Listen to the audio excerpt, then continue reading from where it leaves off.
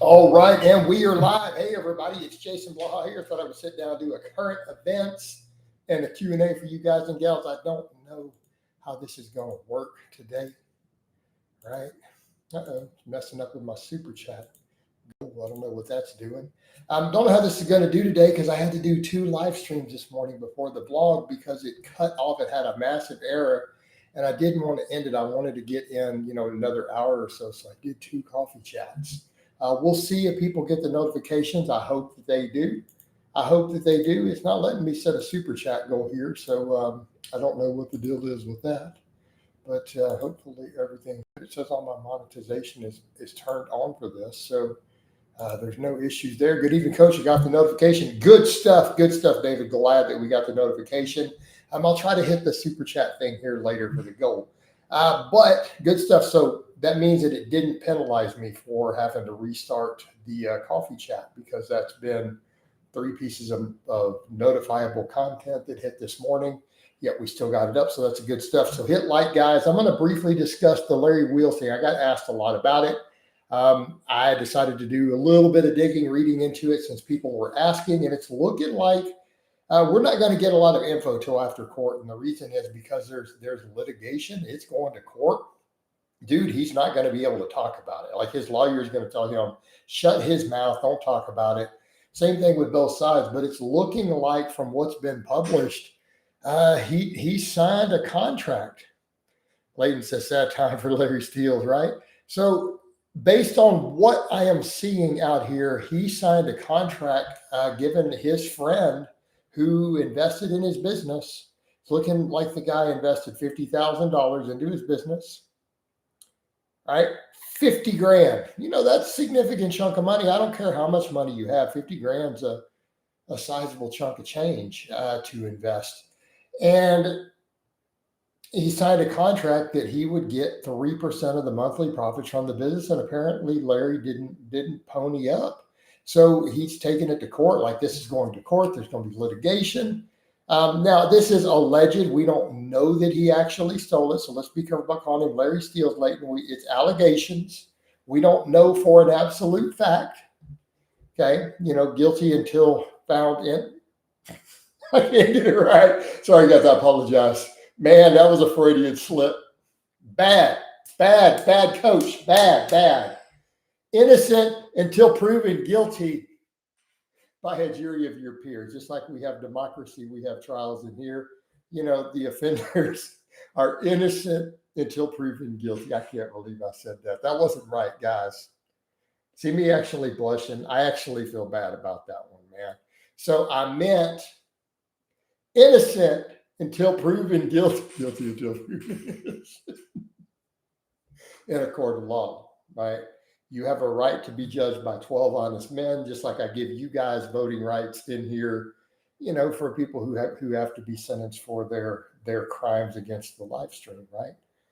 We believe in the rule of justice. We believe in democracy. We believe in giving people a fair chance and to be judged by 12 honest men, right? That's the idea. We believe in justice, fairness, and democracy. So these are allegations, right? These are just allegations.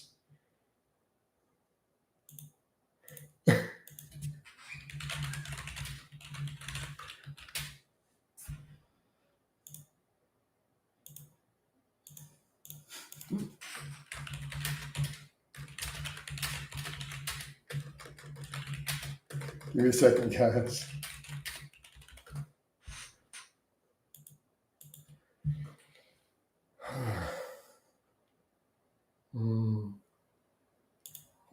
But what's up, Marcinio? Don't come to the UK led by crooks. What's with the Mike Israel drama? Has something else changed with Mike? Is there new drama with Mike since I covered it last time? Has something else happened in the last week, Grunge? Or are we still on the old drama, man? I don't know, bro. It's still the old stuff.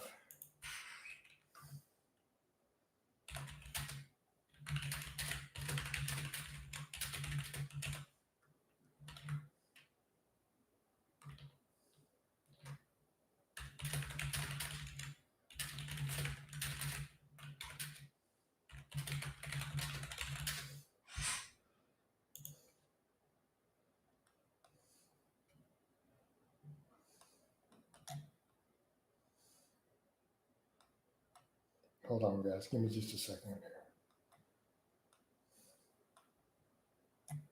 Oh, man.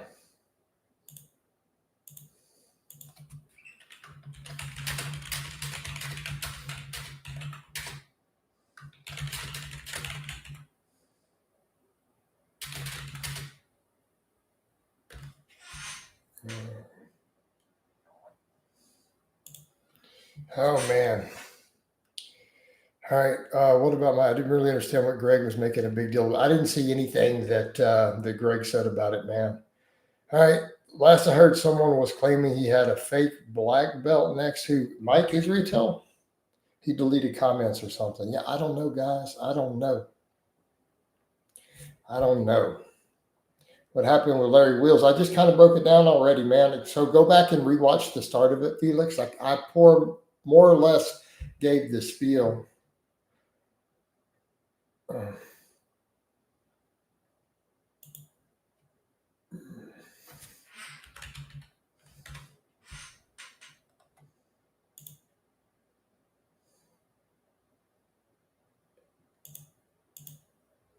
Oh, man.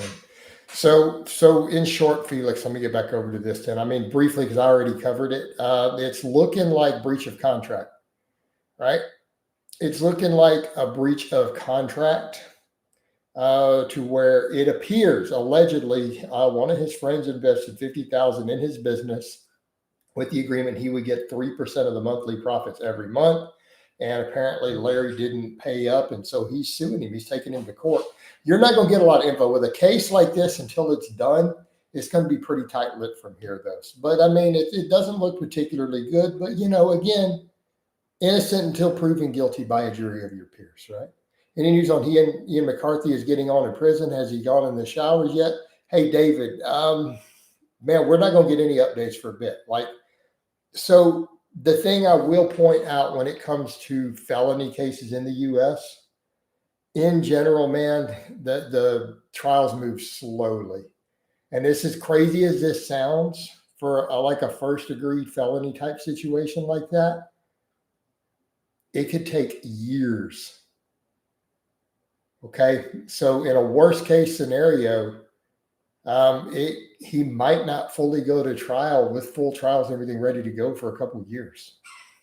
Now, it could happen within the next 6 to 9 months. It could be completely done and sentenced, but it can take a while. So if he doesn't get bonded out, he's going to sit in jail the whole time. So if some of his family or someone doesn't come up with the $25,000 to bond him out, he's going to sit in jail until trial, unless he can convince the judge or his lawyer can convince the judge to let him out.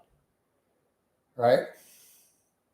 Well, no, it's justice for the victim, David, because if he's looking guilty enough that they're going to take it to the grand jury and trial, if he can't make bail and his bond has been set at $25,000, he's going to sit in jail for a year while he waits for trial, but they'll count it as time served. And if because of the court system is running slow, they find him innocent, he will get compensated for that time. Does that make sense? But the thing is that they need to make sure that they have everything all set into place and in order. If they're going to really take him all the way to trial with a jury, that can take a little time. They have to give him adequate time to get his defense ready. They have to get adequate time to get all the witness statements perfect. I mean, it takes a little while in a major felony because you're talking about giving someone like 20 years in prison type felony. That moves a little bit slow. It's not like a traffic ticket or a misdemeanor or something with probation. No, dude, he's got to come up with $25,000. Ian there's history with Ian and I. He was an early fitness YouTuber just like me. He's the one who talked me into starting my channel. Then we had a falling out.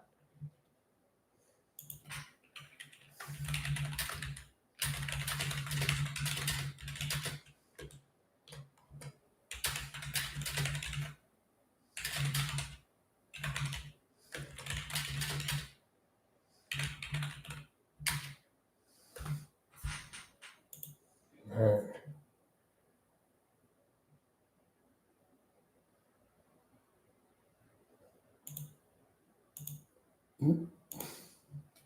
Even coach. So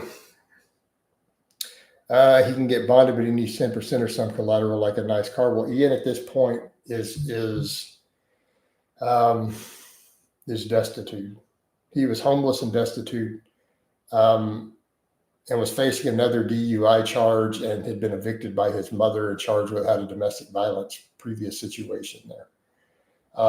So I don't think Ian has the ability to get bonded out. And I could be wrong. Maybe some of his fans will help him. But no, I mean, otherwise, because of the flight risk and stuff, they're probably going to require $25,000, which his family has the money. Mike will live ultimately. Yeah, I mean, as far as Mike stuff goes, okay, we got 3 different topics going on here, guys. We got Larry Wheels, we got Ian McCarthy, we got Mike Israetel.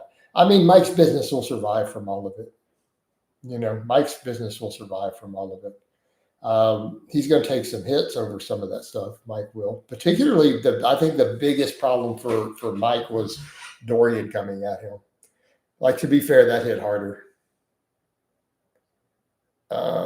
Hey, man, is it an issue benching with your head up and on the flat bench? Depends upon if your federation allows it in competition or not. But here's the thing that I would say, Purge. We'll just call you Purgy. Call you Purge. Call him Purge. All right, Purge. It depends on what's going on with your technique. Would the family get the $25,000 back?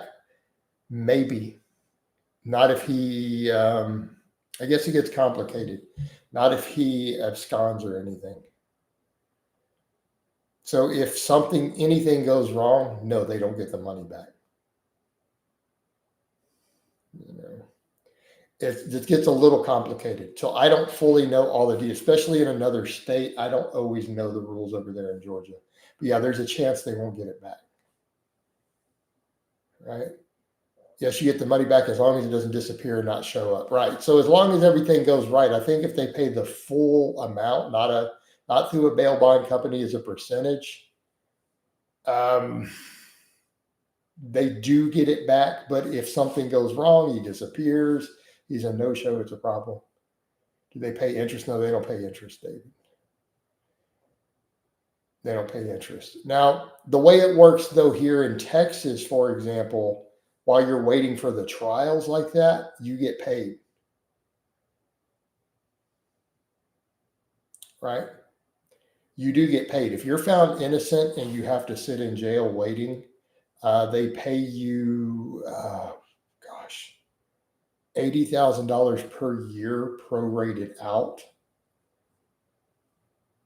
towards your thing. So this is why, for the taxpayers' purposes, you don't want to have people sit in jail who you don't think you're going to get a conviction on. So the DAs are mindful of that because they have to pay them if they're found innocent. Right? Hershey, I was just watching your video on that. It was posted 10 years ago. I was wondering if there was an injury concern because I just started doing it. No, but be careful of your neck. Some guys who lift their head up and then drive their head back into the bench do get neck strains. So you might want to do a little bit of neck training just in case. Look, you pay a percentage to a bail bond company, but is this the same for every state, Felix? Felix, is that same nationwide? Is that true in Georgia? Because this happened in Atlanta. The guy runs off, you lose the collateral, like the house or car, you don't put 25 up just percent to the bondsman, right? What? So Ian is getting 80K? Well, no. In Texas, David. But not if they convict you of anything. So let me explain. I don't know Georgia, David. I only know Texas on this. But in Texas, if he's charged with a major felony and he's found not guilty on all counts and he walks, they have to pay him for every month he sat in jail waiting if you didn't get bonded out. They do have to pay them for that. But with Ian having 3 pending charges and one of them is going to almost be a statutory, you know what I mean? Him to be found not guilty on all charges is going to be really low. Because they on that misdemeanor, right now they have him in possession of the stolen credit card from the burglary the same day, trying to use the stolen credit card in person and got arrested for trying to use a stolen credit card. You know what I mean? There's no way he's being found not guilty on that one. Now, the other stuff they're going to argue, if it goes to trial, he's going to try to claim the aggravated assault of an elderly person would be what they're trying to get rid of. Because that's up to 20 years. Ian's looking at up to 20 years for that one. I don't know what he gets for the other felony or the misdemeanor, but they do have that misdemeanor is a pretty high misdemeanor. Like you're going to get probation and stuff for it. To that trying to use the stolen credit card from the robbery, and that doesn't help his case. Well, it wasn't me on the camera who did it. They identified me, and I know the camera looks like me, but it wasn't me, except that he was in possession of her credit card several hours later trying to use it after the robbery. It's going to be very difficult to prove you weren't the person who assaulted and robbed her. You know what I mean? I was here the other day. Could I send you pics of my physique now bulking? I mean, maybe. I don't want to do it. Look at a bunch of non-clients' physiques in my messenger, to be honest, dude. I get too much of that, dude. Start sending stuff. My natty. How's my price? Like, man, like post your stuff up on public stuff, so at least it's part of my comment section. You could be a defense lawyer, coach, good knowledge. I did make an A in Texas criminal law, my semester of it. Yeah. So follow. Let me see. You did not message my fitness page. My profile, I don't see messages. So you didn't message that. There's been no messages at all since I started this stream on my fitness page, the one linked under my stuff. Now, my profile, if you went and found that, you go straight to my spam folder. I'm not going to see it. You have to be on my friends list to send me a message. Just an FYI. So.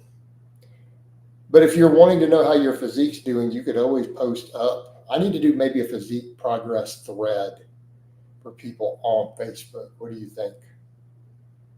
Right? It's asking me to do fan challenges, and it says it will actually promote them. I got a memo today on my business page, so I might want to do that. Remember thick, solid, tight meme. Still makes me laugh. Chad, got a question, Coach. What other prehab exercises are good for a herniated disc besides banded good mornings? Reverse hypers, banded good mornings.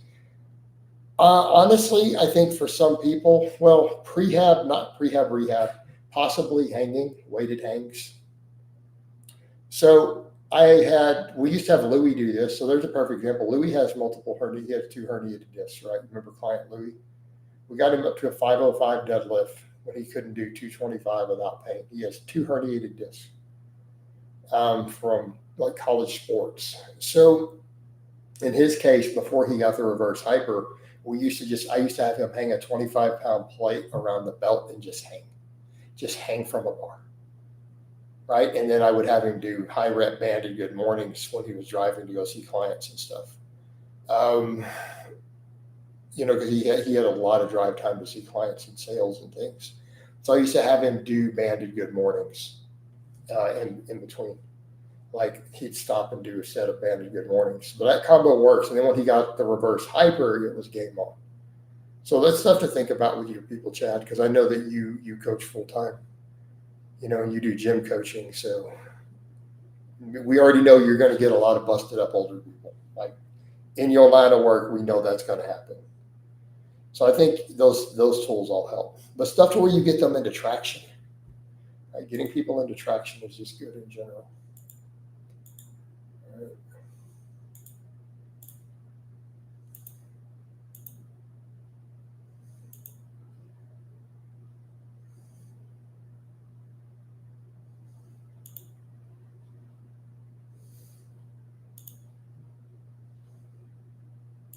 Right. What else we got here, guys? We're getting a nice little lively chat so far. Hit the like button, by the way. We got about 8 or 9 people commenting. We got 6 likes. Let's get those likes up. Come on, chop, chop. I need to type it.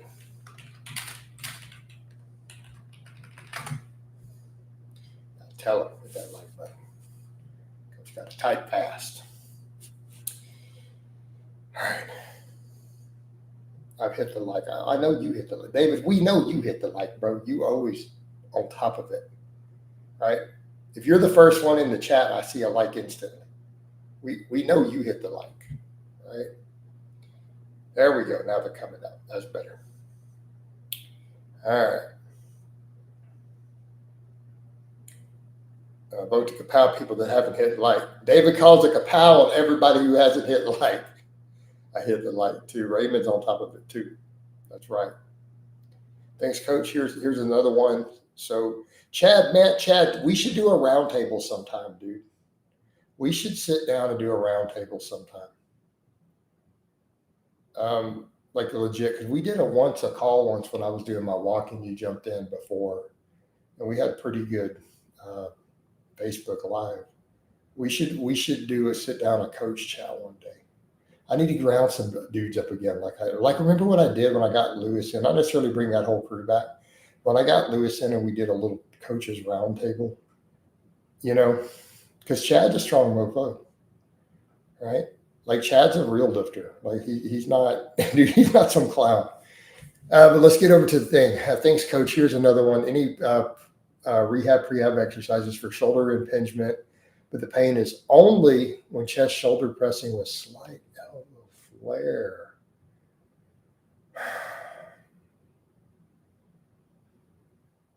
But it's both. Where are they feeling it specifically? So which part of the shoulder? Get Chad in live, right? Jason, do you avoid giving Clarence Kennedy any recognition moving forward? He said in a recent video collab with Vegan Gains, he was part of the fitness trolls back in 20. Oh, man. Yeah, I definitely won't give him any of that. Like being part of the fitness is probably not good considering the feds were involved in shutting them down.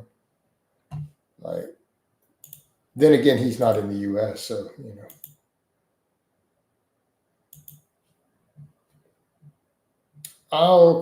wait a minute. So you messaged me the other day.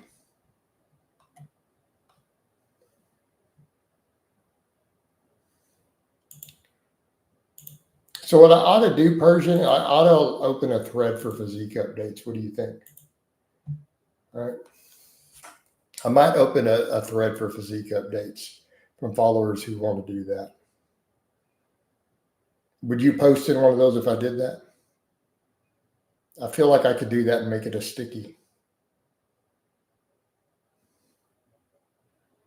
Let's see. And it don't matter if people hate, man. I think you'll find people are more supportive than haters, dude, in general. There'll always be a handful of haters. Always be a handful of haters. But yeah, Joe, I do appreciate the heads up. I did not know that was the case with Clarence. All right. Because I think a lot of people like that, man. So if you give people a spot for that, a lot of times it's good because followers can encourage other followers. And yeah, you're always going to get a few haters, but you'll always find in those things, the positive tends to outweigh the negative, Plus, we got to learn to put ourselves out there. I say this to a lot of people, man. You can't be afraid of the slings and arrows of others, especially in the fitness game. You just can't. I mean, believe me, I deal with a ton of it. Like I get more love than I do hate, but man, I deal with people who trash on me and I'm sitting here going, but then it's funny because you'll see other people chime in and it's comical who are not part of the hardcore bodybuilding world. And they'll be like, it'll be women and stuff too. They're funniest. They'll be like, what are you doing? This guy's in shape. Like, how are you going to body shame someone who is clearly in the top percentile of the population? Like I've had women on the Facebook do that when someone comes in and it makes the dudes look stupid as hell.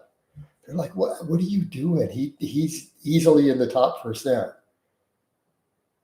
He's in shape. What are you shaming for? What's wrong with you?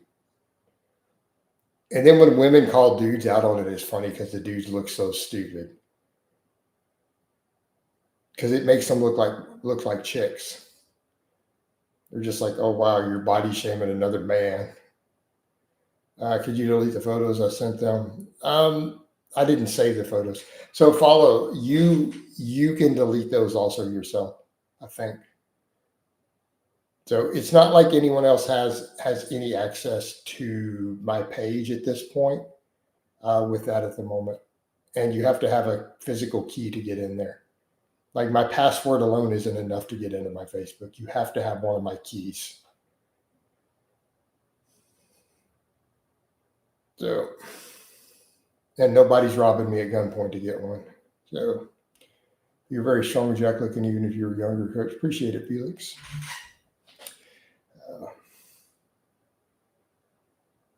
Well, I may not make a group. I might make a thread, right? Just a thread for all my followers to post their own updates. You know, like post your physique progress, post your updates, man.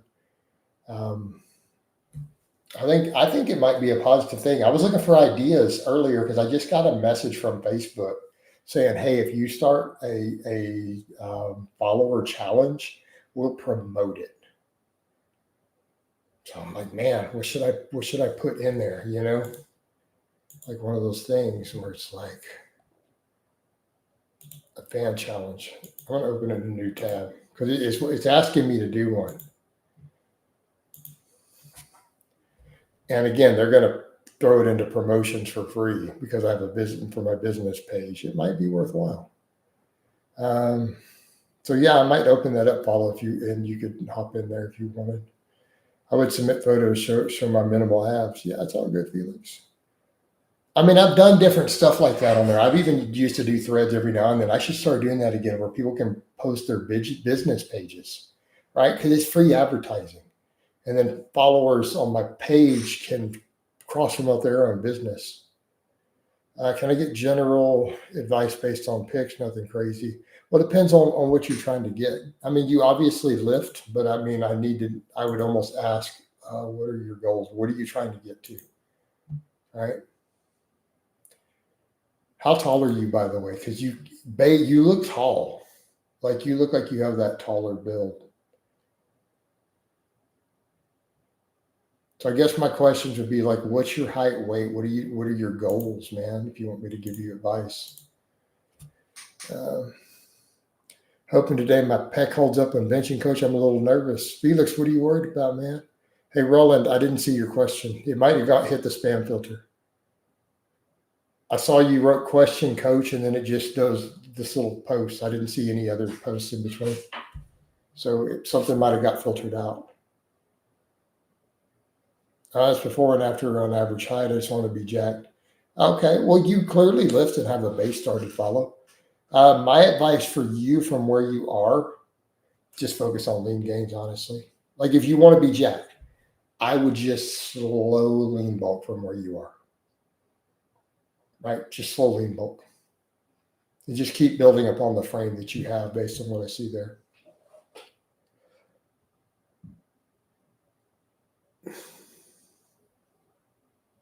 Right? But I mean, just at a quick glance for overall muscle, I feel like you have a decent like genetic structure, right? So just looking at your frame, I feel like you have a good frame and structure to put some size on. All right, Felix says, so I have tendon pain in my pec, haven't benched in a couple of weeks. Last time I was able to get 205 for 8, then 225 for 4, and also 185 by 10 on incline. I think muscle memory coming back from the past. Yeah, watch that tendon pain. So what started causing it? Make sure you don't have an overuse thing. Make sure you don't have any overuse. But how does the tendon feel now?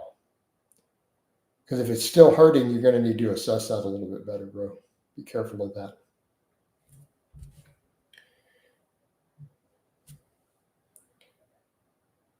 Look after those teddies, Felix. Tell him, man. Chad says, I'm actually pretty legit. I think thanks for the credit. I have 17 years of lifting experience, D2 college wrestler, 4-year degree, competitive bodybuilding experience, coaching experience, right?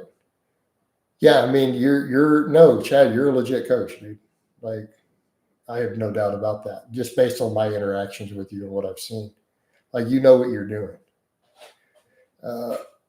Felix says, so because of the pain, I've only been doing overhead press, working up to 165 times 3, very strict, 75 shoulder press dumbbells. I'm wondering and hoping it helps increase my bench. It can. So it doesn't hurt now. So build back up. Spend one day benching a lighter and then assess. Chad says, but I attribute a lot of knowledge of what I've learned from watching Jason's videos for 10 plus years. Hey, man, appreciate that, Chad. All right. The first pic was in June when skinny. Did you look through the photos? People tell me in Reddit I gained all fat. Well, it's a lot for me to go back and forth in the lives, man, looking at someone's physique pictures. Because I'm having to tab between that. First pic was in June. Telling you gained all fat. No, I don't think you gained all fat. It's looking like if those others, I'm trying to compare that first one you did, you gained some fat. But you definitely gained muscle. So don't listen to those people. But you did gain some fat. Yes, absolutely. I'm just going to be out fair with you, follow. You gained some fat. But it looks like you gained muscle also. Yeah. Or sooner, yeah, I hope I get to 165 times 3. Felt like I could have done, right? Follow, we can't, there's no one can tell you those ratios, dude. Not especially not off single angles. That's just speculation, man. No one knows, right? You can't narrow that down from just a simple couple of pictures. You probably need to get DEXA scans and stuff if you really want to know that. You know, that's just the way it works, dude.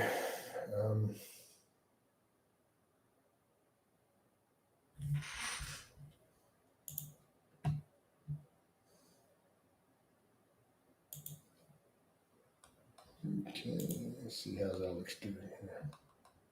So I'm getting a bunch of client videos. I got 2 clients sending me videos at the same time while we're in here.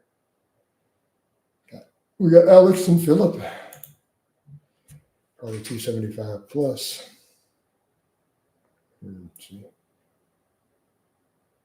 So what is your final advice? I would, as far as bulking, I would be very careful bulking further. Make sure it's only very, very slow, or you could recomp for just a little bit at that weight. But I wouldn't gain any more body fat, especially if you're wanting to look jacked, because you're going to have to cut if you gain any more fat from there. Will an Ice Cream Fitness 3.0 be released, or is the current version perfect for the beginner? I don't know, man. David, I don't have any current plans for it, but one day there very well might be. Like, I wouldn't rule it out. I'll get to that in a second, Luke. Felix says, I know some people don't get much carryover from overhead press to bench, but I guess we'll see. Thinking a lighter day on bench today and crush shoulders tries. Hey, Felix, it depends on where your look. All right. So where are you weak at? So when we see, sorry, I'm reading multiple comments and talking to you at the same time. It's messing me up. I'm mixing words that I'm reading into my answer because I read the whole screen at one time. So where do you stick on the bench? Will tell us how much carryover you get from overhead press and how wide do you grip the bench. So that's where there is. So for some people, they get carryover and some people don't. Luke, one of my members. On that note, Ice Cream Fitness is an interesting name. Out of curiosity, where does the name derive from, or just kind of random? You ready, Luke? Say it phonetically.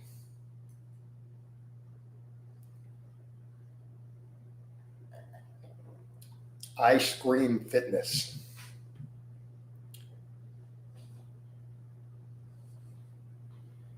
Follow. How do I look structurally? You've got a good structure. Like, I think you got a good frame to put some real size on. Follow. Arsenio, just get crazy strong on incline, then go back to flat. You'll literally surprise yourself sometimes, but he may lose the technical side of the bench. But incline does have very good carryover. And Luke says, yes, sir, exactly. Ice Cream Fitness. So that's where it comes from. Some of it was a nod to flexible dieting at the time because the whole ice cream thing was really popular. But there was also that phonetic aspect of it. So I wanted people, when they said the name of the channel, to say, oh, Ice Cream Fitness.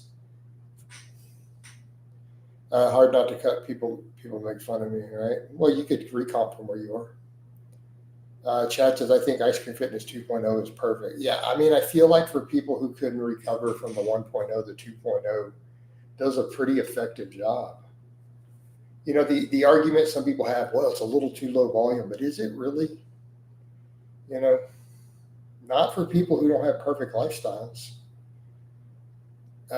Felix says, I have a regular grip. I'd say definitely not wide and not narrow. So how do you define it as a grip? Thumbs were rough, start parts, and grip half thumbs length.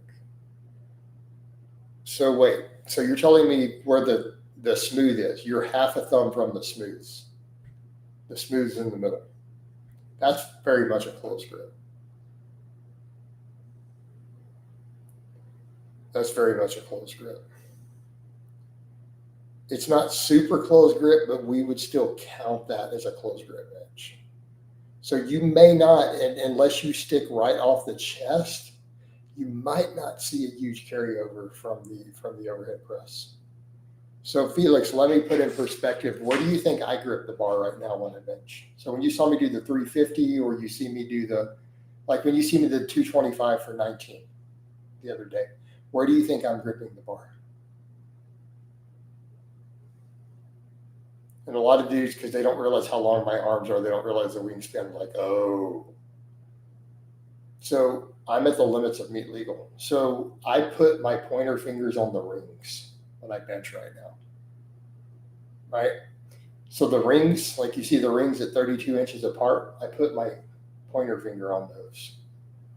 That's where I bench. I'm way out here. If goal is big arms and abs, what do? Just keep gaining muscle, follow. Keep gaining muscle. I think you need to work on your lats though a lot. If you want to look big with where your frame is now, really, you need to hit that middle and upper back a lot. If you want to look really jacked. So Luke says, plus a lot of people who have ideal lifestyles, have physical lifestyles outside of training, you can modify, but not always have a program around peak volume isn't always bad, right? Coach Marcini says, Coach, sometimes I look in the comment section of your 5+ year videos, and I literally see fitness influencers with 5+ million people all the time. Marcinia, when you go back to my old videos, there are people in those comments who now have millions of followers. They learned from me.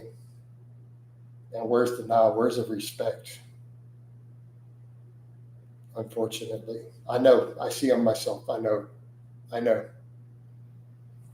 What you gonna do?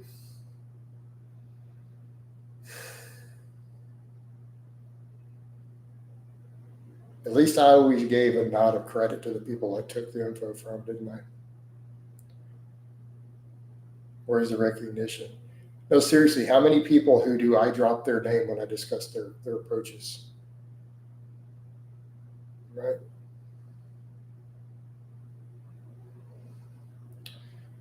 Yep.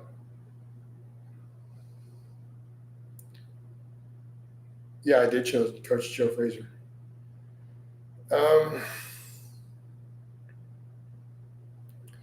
Right?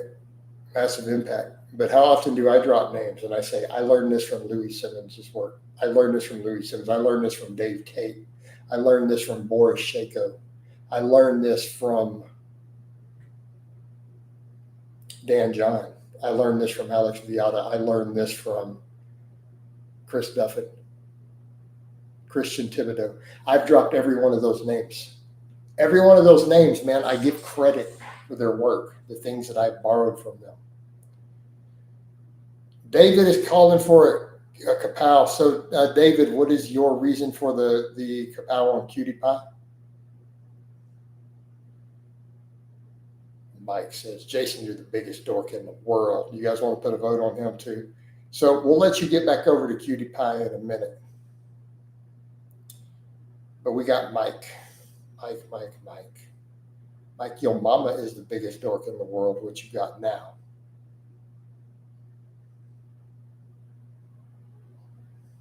Mike, what do you got? About to roll you out of here, Mike. Kapow! Yo, out of here, Mike. All right. Cutie was asking about growing arm hair or something stupid. Kapow across the board. Well, Cutie Pie was also putting all his porn pictures while pretending to be a chubby girl, right? He was putting his slightly chubby, thick girl nudes all up in here, pretending to be that person. Last time he was in here. So what's Cutie Pie got up now?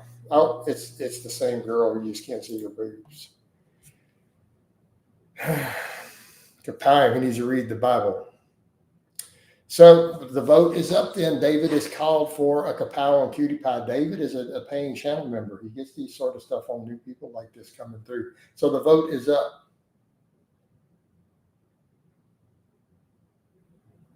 The vote is up. We're starting the vote for Cutie Pie for being a heathen and a femboy. Okay. And asking me about arm hair. The vote is up. What say you, jury?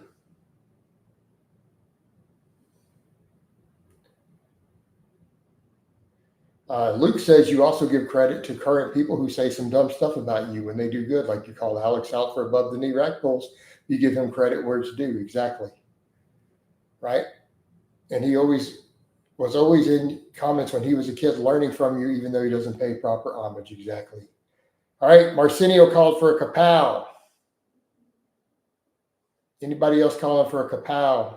Cutie Pie, you're wanting to fornicate with married men? So let's be clear, while this kapow vote is going against Cutie Pie, he wants to fornicate with married men. Let that sway into your votes. We're at one kapow so far. I guess Felix did give the kapow earlier, and so did David. We up to 3 kapows. Anybody else? Cutie Pie. Cutie Pie. You have been charged guilty with trying to lead married men astray. You have been found guilty by a jury of your peers, and you've been sentenced to death. Kapow! And you're out of here. You have been judged. We don't tolerate that sort of degeneracy in here. All right.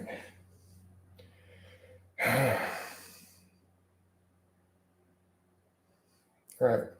I need light help. What do I do? Weighted pull-ups.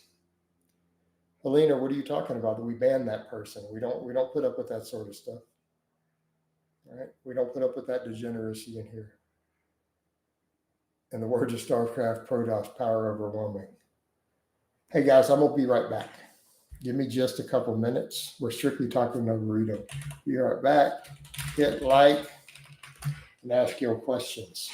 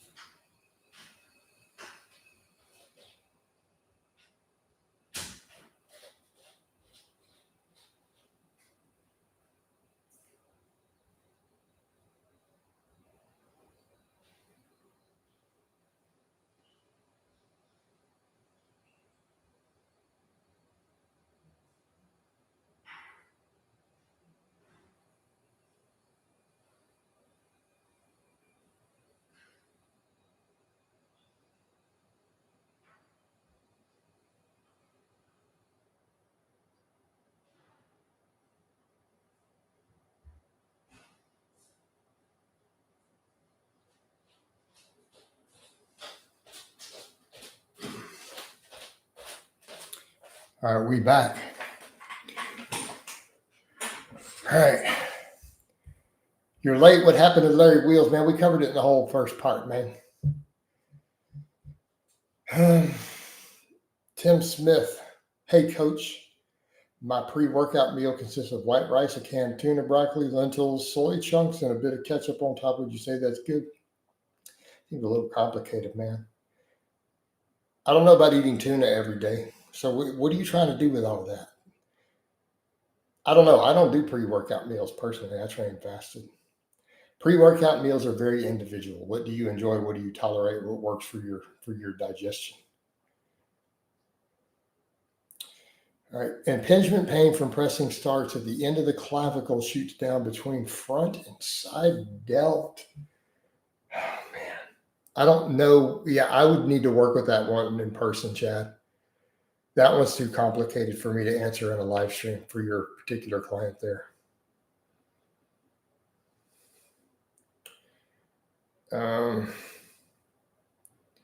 Larry is a perfect example of steroid addiction. Dude is supposed to be switching to legit TRT for good for health. So much for that. He failed to quit. He is an addict, right? Yeah, he says he's going to go to TRT for health and he keeps blasting. It's a problem. Well, coach, going to need to watch this back, the news about Larry Wheels. Yeah, I covered it in the first few minutes. I did a little reading. Tim, not sure you can eat that. Yeah. It's weird. I get shoulder pain from narrow grip bench. Even I thought it was more triceps focused. I mean, there's a lot that can be causing shoulder pain. Oh, sorry, coach. I meant to say post-workout meal type error. Okay. I would still be careful of tuna every day given mercury, man. Like the FDA has guidelines on that as far as safe limits. I wouldn't be eating tuna every day. All right. Yeah. So, well, Marcinio, he allegedly. Remember, we are innocent until found guilty by a jury of your peers. So it looks like there's going to be litigation on this one. So, but it's alleged that it's breach of contract, right? From an investor. People recommend me to cut abs, too fat, very annoying. Okay. Can't believe it. Is Larry only 30? Man. Well, I mean, I remember when he was pretty much a kid, right? Like he was a teenager when I came on the scene in here, so it makes sense.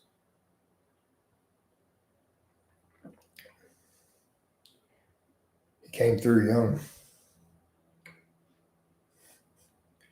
I'll look it up. Could I recomp abs at my weight? I don't know. We don't know what you weigh, follow. He was born in 1994. Man. Well, he looks older than that, right? Luke says, would I do salmon fillet 3 times per week, 2 to 4 cans of tuna per week, but I get mercury blood work done once a month, right? Felix says, I'm thinking about going in December into 3 weeks of small out. I wouldn't do that. Increase my squatting volume. My hit 275 times 5. 3, that's a lot to read out. Trying to build up my work capacity. Man, I'd be very careful running these Russian programs. The overuse is real. You know, the overuse is real. Yeah, the gear aging him. I mean, Larry went hard. Do you think Larry will die, or is he healthy enough to live a long life despite the gear use? I mean, Larry abused gear pretty hard from a young age, dude. I saw something with Callum a few weeks ago somewhere in my feed. He's doing something.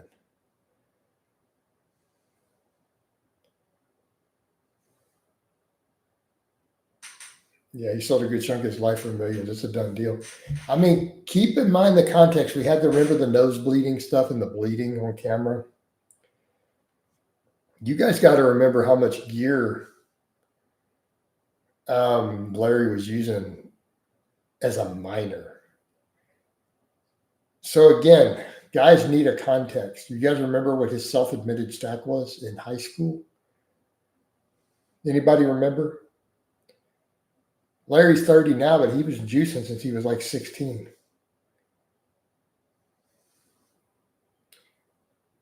In his own words, I remember this.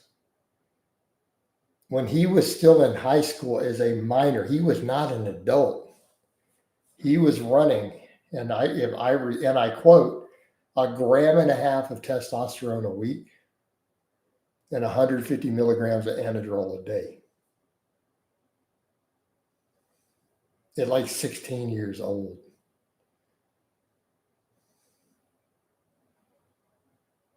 You don't think there's going to be some damage from that?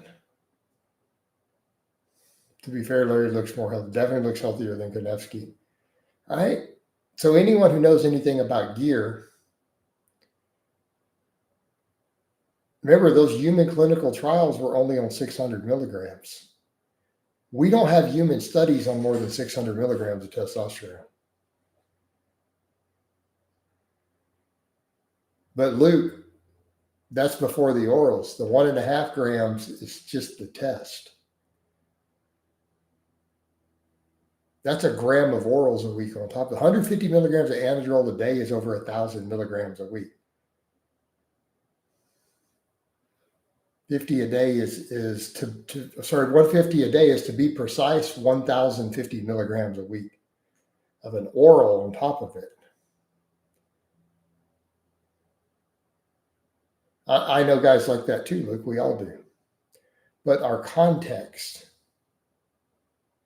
all that test plus 1 gram of orals a week before he was even an adult, there's going to be some damage to his body.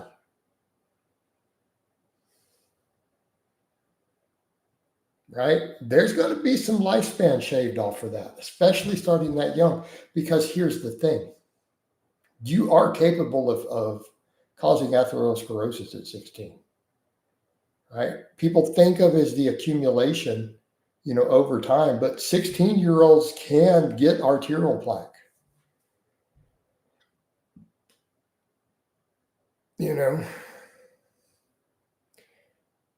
So this means that he was probably laying down atherosclerosis while in high school. Okay. That is still there. Okay. So if you're laying down all that new arterial plaque at 16 years old with that lifestyle, it doesn't just go away when you're 40. It stays. And then whatever other you builds on top of it, this accumulates.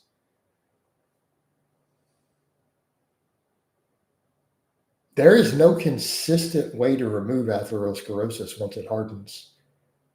Now, I'm not saying there's no way. That's just we've never found anything consistent. Luke, you might know a little more on that given your own expertise, but there's been limited benefits with statins to my knowledge, but it's been pretty inconsistent. And it's sometimes, from what I'm, Luke, and I could be wrong, correct me if I'm wrong, because this is your kind of your forte from what I recall. Some interesting data points, but it's not enough to say, hey, we can reverse this. Because what they're finding, even with statins, sometimes they seem to reduce atherosclerosis in one area and then it accumulates in another.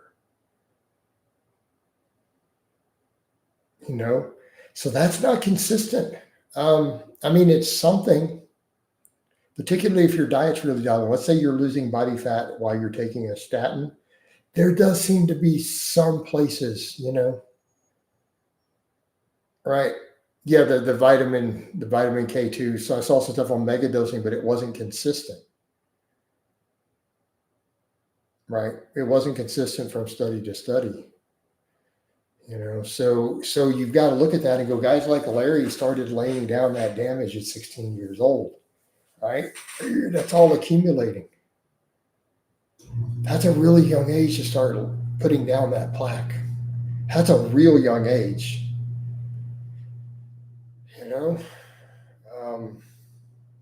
Just saying. Same thing with that too. He's in early development still. So you've got to look at that and go, using 2.5 grams of gear, particularly the stuff that raises. So we know he has the high blood pressure. Right? We've seen the bleeding. Anadrol is notorious for that. He loves Anadrol. So what was his blood pressure looking like while his heart was still finishing developing? Right? Again, it's a difference to do this at 25 or 30 versus at 16. It's why I tell guys, younger guys, I'm like, guys, don't even think about gear at that age. Like you're 18, 19 years old, gear shouldn't even be on your radar, right? It shouldn't even be on your radar. Like till your body is done growing, this is not even an option.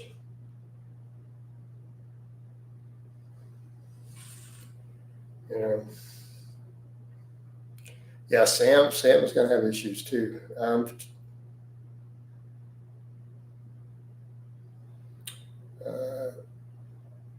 Right. So there's Ted chiming in. What's up, Ted? Sam has a good psychological profile for handling AS for bodybuilding, but not a good physical response. Bad side effects to be successful in bodybuilding, you have to take a gram plus year round, pretty much. Yeah, and we see Sam having the physical side effects. I mean, to be fair, I would agree. Sam is a super calm dude. I think psychologically, I actually agree with that assessment. Sam Saluk strikes me as a super chill. He's real calm, right? Real calm. He probably mentally handles the gear really well. But physically, I mean, he's for a guy that young, that labored breathing is heavy and being as out of breath as he is, that's not a good sign. This does not strike me. Yeah, that we're looking at chest cavity inflammation. So you look at someone like Sam and you go, dude, this is you're gambling. All right.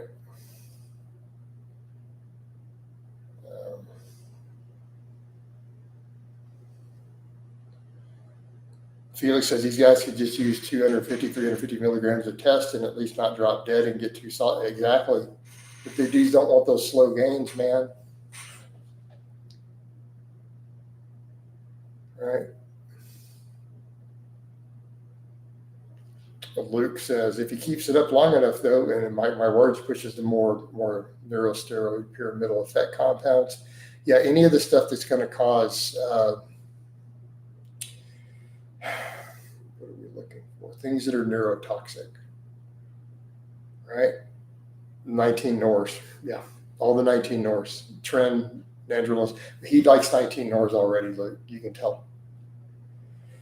Some people, even if you have a good genetic response a year, can't take that much, either roid rage, black blood pressure, ready to be able to tolerate that much, right? Hey, follow, we know that.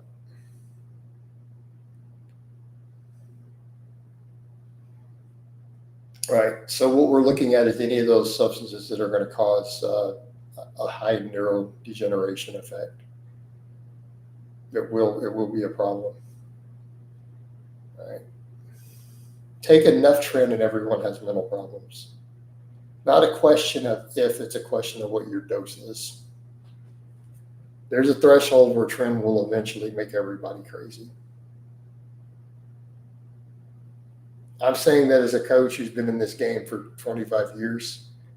There is a dose somewhere where trend will ruin your sanity, no matter how resistant you are to it. All right.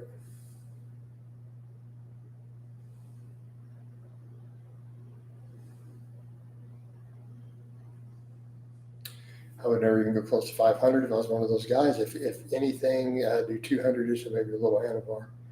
I mean, I'm going to ask the question with Anavar, man, even is the HDL crash worth it? Does Anavar really do anything other than the fast response of it that you're not going to get from a test derivative? And I do mean that, guys, when they bring the bar up.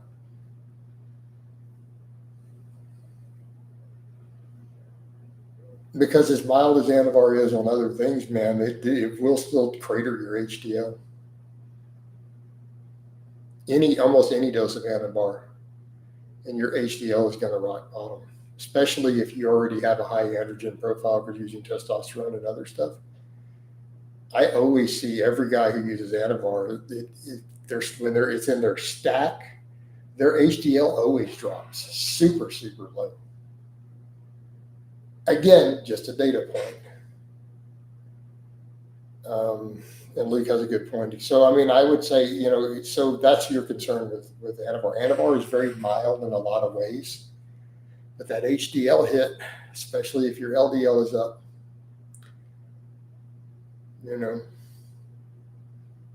it's certainly not something you would want to do long term.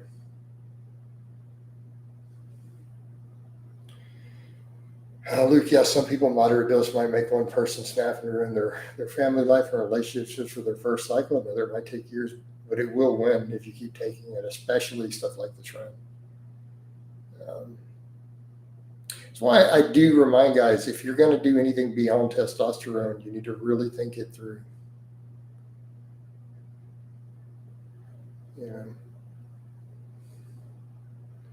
The only benefits I attribute to Anavar are legit medical when needed for gear use. The collagen synthesis is interesting, but there's other ways, man. Growth hormone is so much better for that.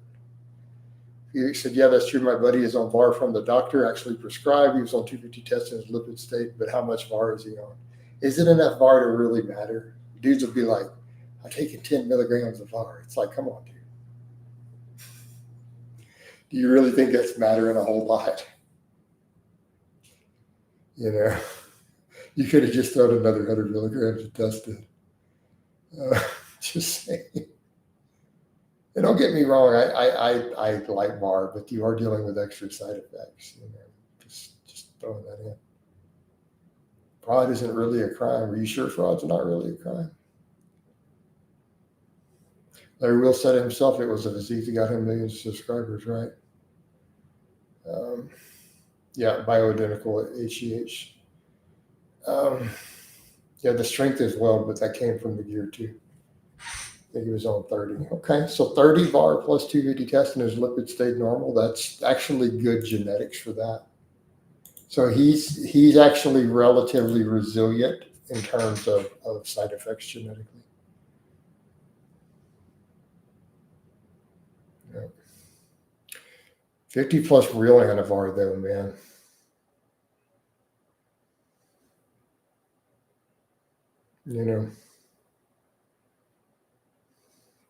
Right. Look, Coach Luke and Vasquez, appreciate it, man. We got the veins. Let's rate the veins today.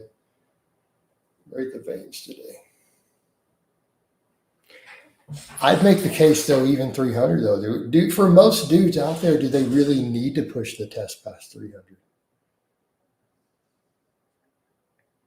Because, I mean, as a serious note, and granted, I get it. I don't look like a serious bodybuilder because I'm not a bodybuilder.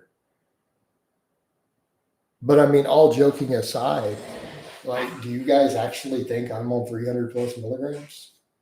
Because I'm not. So just an FYI.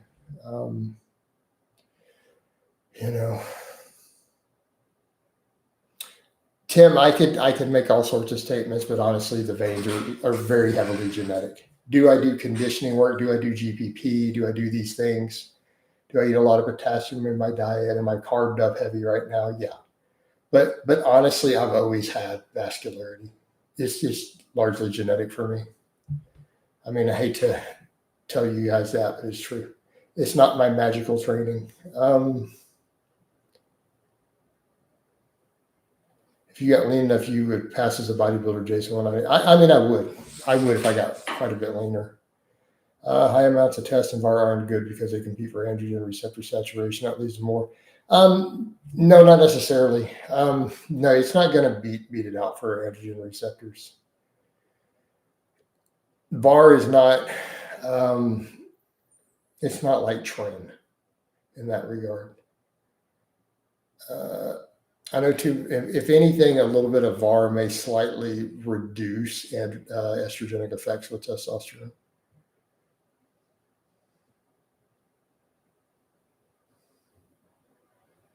I know to many it would sound silly to call it a blast. I would consider 200 a blast, especially with a little bit of extra sprinkle. I would consider it a blast. 100% agree, Coach. I have similar forearms, right? My forearm size is training. Like I don't have good forearm genetics. I had tiny forearms when I started. Like I had toothpick forearms. This is from lifting. All right. But the vascularity, I had arm veins really early on. Ted goes, it's a Dunning-Kruger effect. If you're 100% sure of yourself that you can psychologically tolerate a heavy cycle, you probably are in a camp that shouldn't. Now, if you started with form advice and blasted 500 tests to start, you might pretty quickly burn out and potentially respond from 300 by needlessly overdoing, right? Right, minimum dose. But they used to catch me flack in groups. I used to tell guys all the time, dude, 250 milligrams, man, 200, 2 to 300. And people would get mad at me. Right? The same groups that we found Konevsky in, those same circles that Konevsky was in high school talking about using 2 and 3 grams, and we clowned him for it. He was 150 pounds on 3 grams a year. And we're like, dude, you're too young to be doing this. Just stop. Those same groups, those dudes used to get pissed at me. Like John Hollywood's group and all that stuff. So I was friends with John Hollywood back then. I used to tell dudes 200 300 milligrams works great. They'd be like, oh, shut up. It's just waste. You won't gain anything on that. I'm vascular there, even the shins and calves. And some of these people fail their first cycle anyway. They start at 500 tests, no aromasin, start 4 weeks in. They quit because out of control acne, I know, right? Yep. Yep.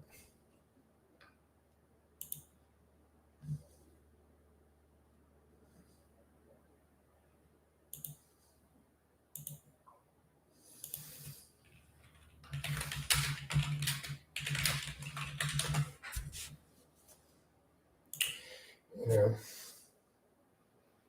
But yeah, a lot of my arm veins really are just genetic, honestly. What do you think the max dose of test would be if it's not serious? Felix, I don't know that we can say that same for every person. There's going to be guys who will see negative blood work at 200 milligrams. A lot of really fat guys, out of shape guys at 150 might actually see some negative starting as low as 150. I know plenty of guys who do up to 300 with no negative, their blood work stays perfect year round. Like I do know of guys out there who could do 300 12 months out of the year. Their blood pressure, their lipids, everything stays normal within the acceptable range.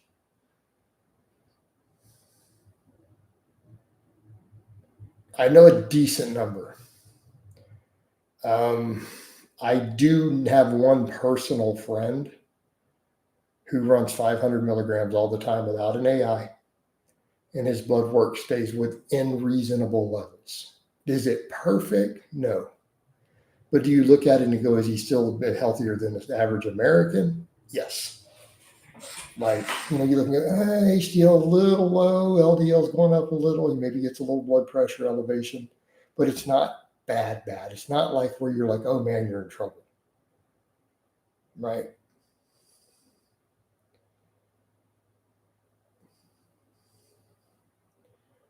Absolutely. Even then, it is possible they are doing harm that's not being detected. This is Luke. But yes, 300 year round and nothing else seems possible, stable for some, but definitely it's going to be very individual. Would you recommend tests if someone has anger issues? I don't know. It's going to depend on the person. Some dudes get calmer on tests. Luke, I agree. I'm gonna go out on a limb and say the average guy is going to start getting some side effects at 500, some very undesirable ones, right? But I do know someone personally who does 500 all the time by itself with nothing for side effects, no AI, gets no gyno, no major problems, maybe a little acne.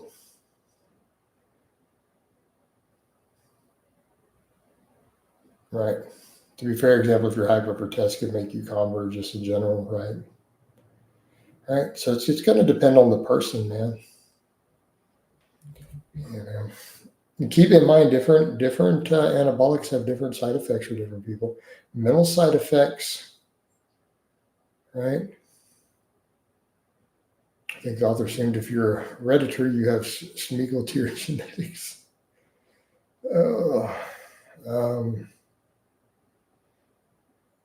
blasting gear in general, people with anger issues, and you definitely got to be careful with the certain compounds. What you need to really watch is the anxiety ones. Like, dudes are over here worried about the anger. Like, are you doing trend? Are you doing master? Like, no, what I've really watched for is anxiety disorders.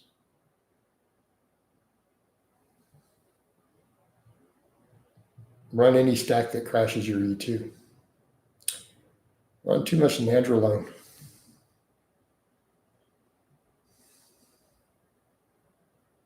Right?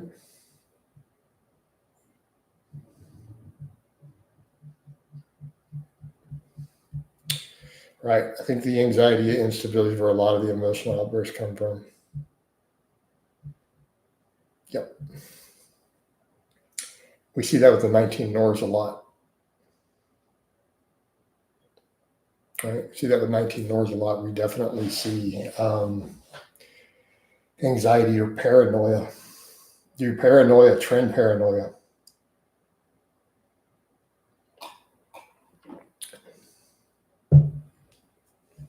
Right. Until people come off. That trend paranoia. I don't think that gets enough. Too many people out there worry about trend rage, right? How about the paranoia?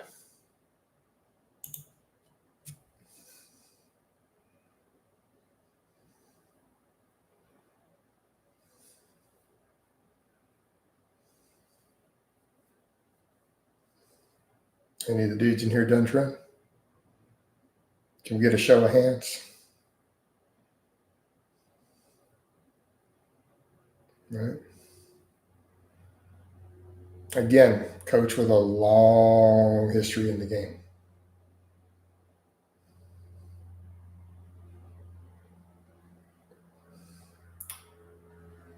That trend paranoia. She's cheating on you. That hoe is cheating on you. You better watch her. You know it. Why was that dude looking at her? Why was she looking at him? Like, I've seen that a lot.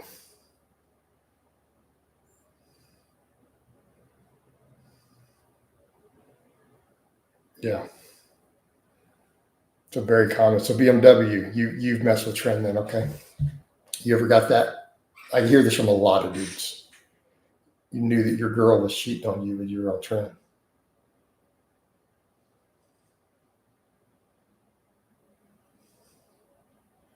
That's a big one, right? Not only does it boost your sex drive, it makes you start worrying about that stuff. Your girl could be loyal as hell, but you start suspecting. You start looking for it. Dude, trend ruins relationships. Dude, it ruins relationships. I would say that to a lot of guys out there who they're thinking about doing trend. And I'm like, you happy in your marriage? You got a good girl. Like, you got a girl that you're looking at of, hey, you think you may want to keep her long term, that you might see a real future with her, right? Stay away from the trend. Because, man, it can mess up relationships. BMW's a trend made him extremely paranoid, right? You know, that chronic makes me paranoid, brah, right? Yeah. Oh, I've seen plenty of it. I've seen plenty of it.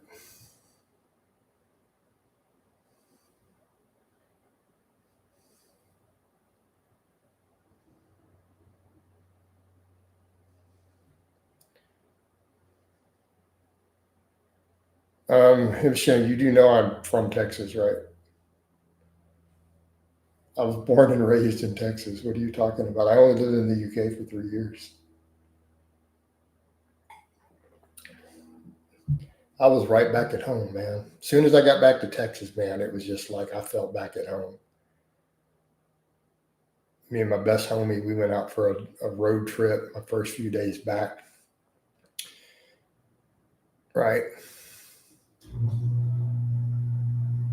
We're out there driving countryside, Going to one of these smaller towns. We were going to buy a bunch of surplus ammo. They had a bunch of 5.56 cheap.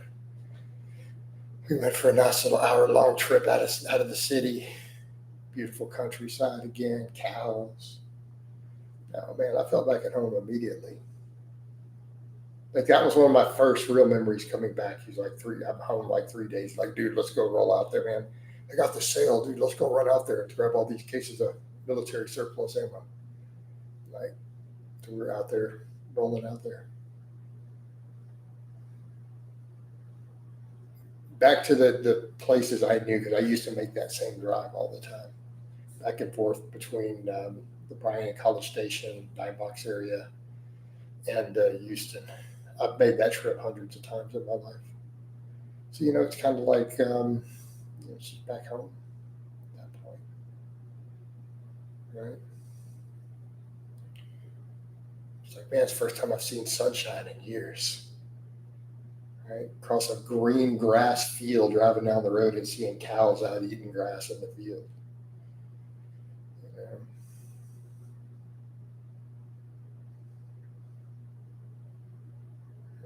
No, I'm not from the UK, dude. I'm from Central Texas. I am a country boy originally.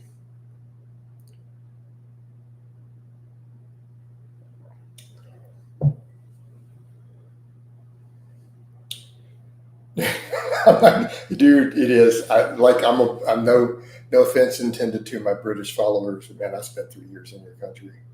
British weather is depressing. That's probably why they drink so much there. And that drizzly, just dark. Yeah. There's a big chunk of UK folks. Pretty big chunk. I have a massive UK following. But no, man.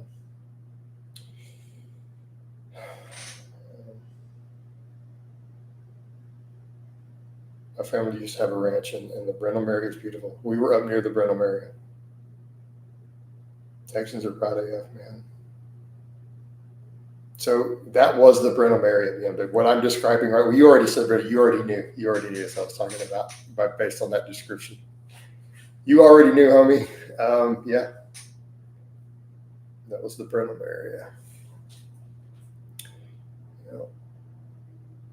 But I am originally from Central Texas and then Houston later, so I've made those trips. I have tons of family still up in that area.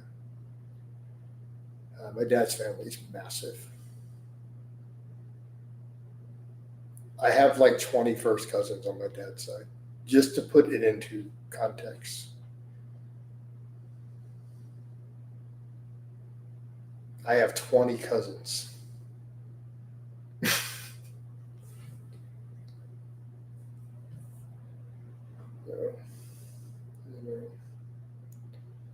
Meemaw and Peepaw were prolific.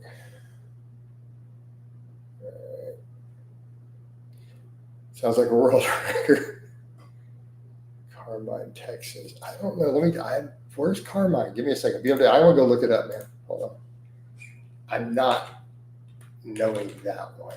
It's going to be a little small town. Let me check it on the map.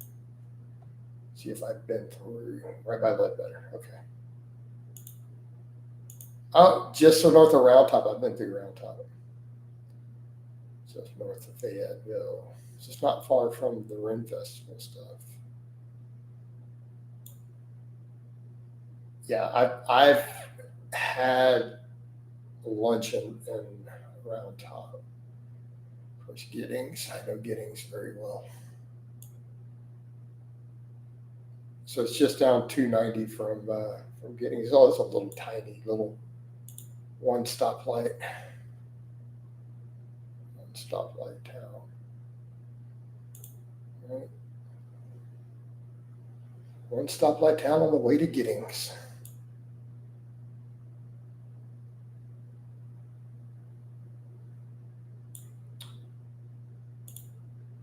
So do you know where Dime Box is? BMW? I'm going to assume based on that area, you know where Dime Box is.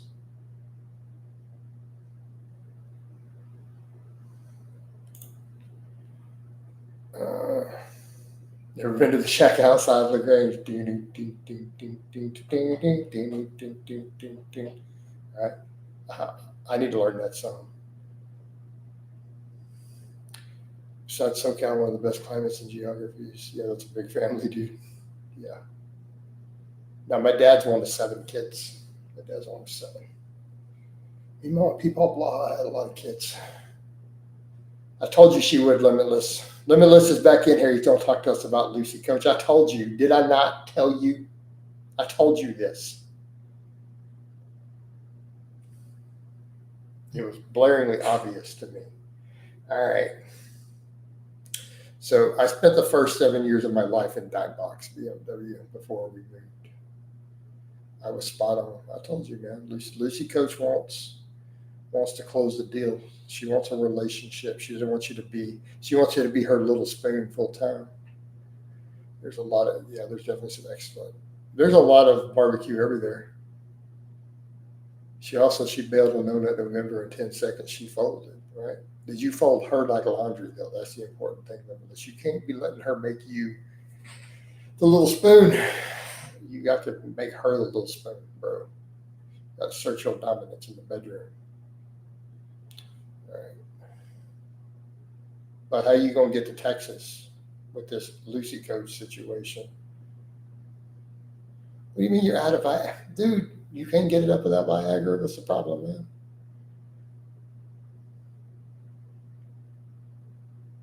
So you're familiar. So I'm originally from Dime Box. From the age of like 2 to 7, I lived in Dime Box.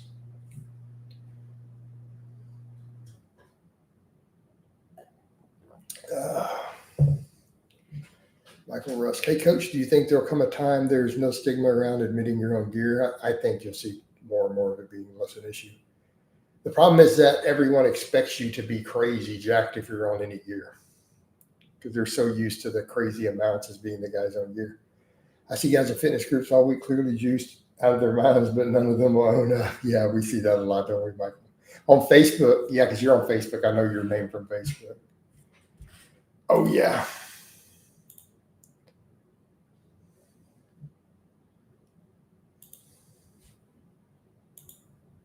Yep.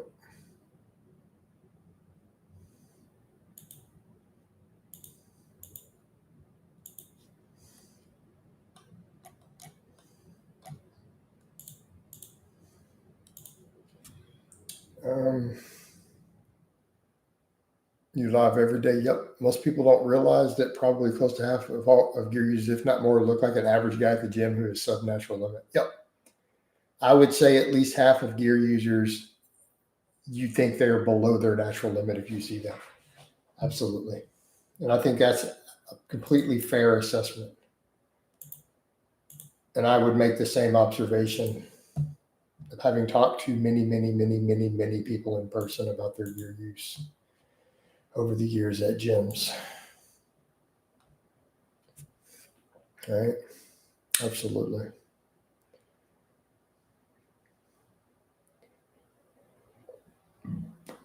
I mean, I think you're going to see more, but there's still always that combative to people who get so indignant about it still. You know, what do you do? Right. The problem is where there's always going to be issues is going to be the U.S. and the legalities. If I wanted to cut down, I'm not going to give you a specific, I mean, whatever. BMW says it makes sense. The German and Czech meat markets and Giddings are literally invented the art of Texas-style barbecue. Yep.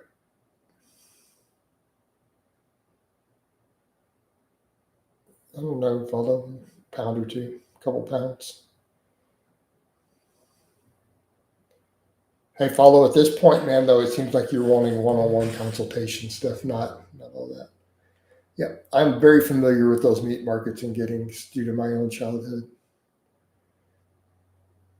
And going to sell cattle there. So I used to go with my grandma and grandparents as a little kid to the cattle auctions and stuff there. Luke, I was talking with an endo friend of mine. He had a patient who claimed no gear use, wouldn't let us check certain blood work Dude needed surgery, everything after 6 months. He admitted trend use. Yeah. Yep. Multi-organ failure level 6. Yeah, it sucks. Trend is a harsh drug, man. And that's the problem. It's like dudes, they want to roll the dice and they don't want to live this perfect lifestyle. And I tell this to guys. If you're going to mess with gear, if you're going to go that route, you got to cut this other stuff out of your lifestyle. You know, dudes don't want to hear that. I'm like, you need to cut the saturated fat out of your diet. You need to cut the alcohol out. Like and I say this all the time, and dudes get miffed.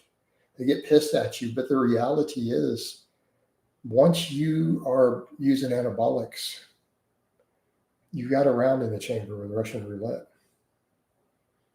Okay, that's it. That's it. You stop there.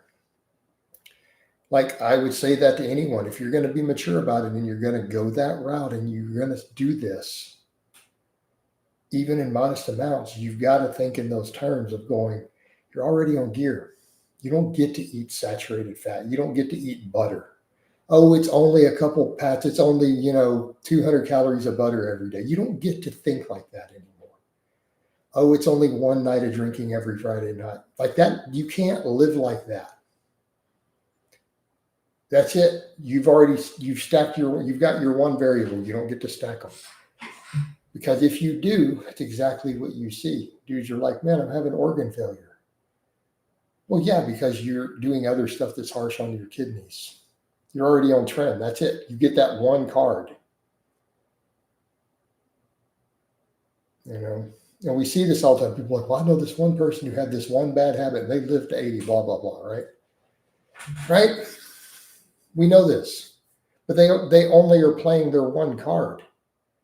Once you start stacking variables, you're putting rounds in the chamber of Russian roulette. Okay? You're stacking risk factors.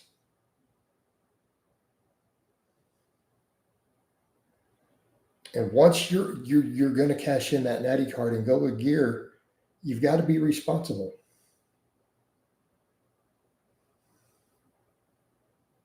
That's where you got to say, hey, man, I don't get to drink anymore. I don't get to eat fried foods. I don't get to go to McDonald's a couple times a week. I don't get to go out for pizza every Friday night. I don't get to have 4 or 5 drinks with the boys on Friday night. You've already made your choice. You've got your one vice. You have to stop there. You're not going to make it to my age and be doing okay otherwise.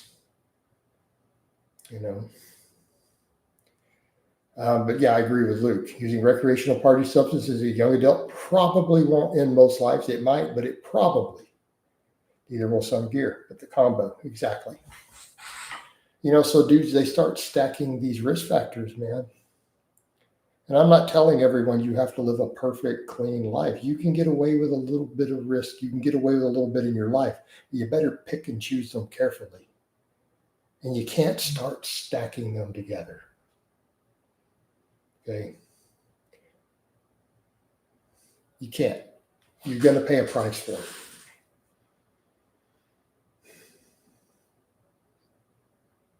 You're going to pay a price, unfortunately. And we've seen way too many dudes pay that price.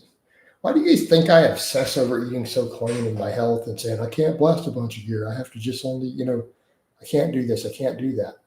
Because I've been watching it. I've been watching dudes die. Right? Like, I've known, like, it's fine if it's one guy. When you start getting to people, let's tell you, I'm not talking the internet. People are like, do you mean Jerry Ward? Do you mean Rich Piana? I'm talking people I've met in person, people I know. I've been in this game a long time.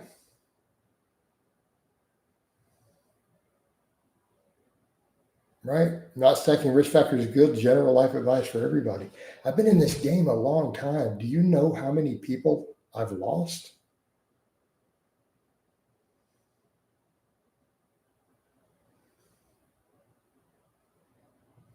Right. Yeah, these vices hurt your health. Taking gear is like a soldier making his armor less effective. Right, absolutely. But man, the partying combined with the anabolics, right? Guys I've known who who drink, in some cases, some recreational substances with the drinking. The number of dudes I've lost who were drinkers, who abused maybe a little too much gear, right? I've lost a lot. Like people I knew, some people I really cared about. There were people I've been close to, who are dead now. But yeah, the number of dudes I know who were heavy drinkers and moderately heavy or heavy gear users who are now dead, numbers up. I don't know a single guy still alive. Out of all the people I've known in lifting and bodybuilding and powerlifting circles in my life, I don't know anybody still alive who used cocaine, who was a gear user. As of now, every single guy I've known in my entire life who did blow and was a gear user and a bodybuilder is now dead. All of them. They are all dead now. Every last one of them. I don't know a single one still alive. Yep. By blow, we mean coke. Every last one of them has died.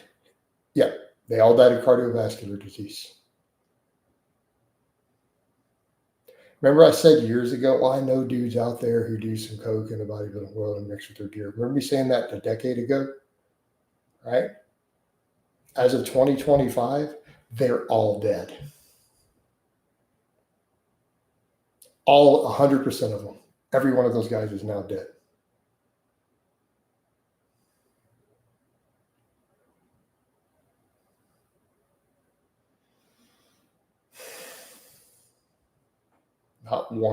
Not one is still here. The guy's got to think about this stuff. Right? I fortunately never did coke. And believe me, I've been offered it many times. I have turned it down every single time I've been offered it. But now that I look back, I don't know a single guy who used anabolics who messed with coke at all who's still alive. They're all dead. All of them. Every last one is dead.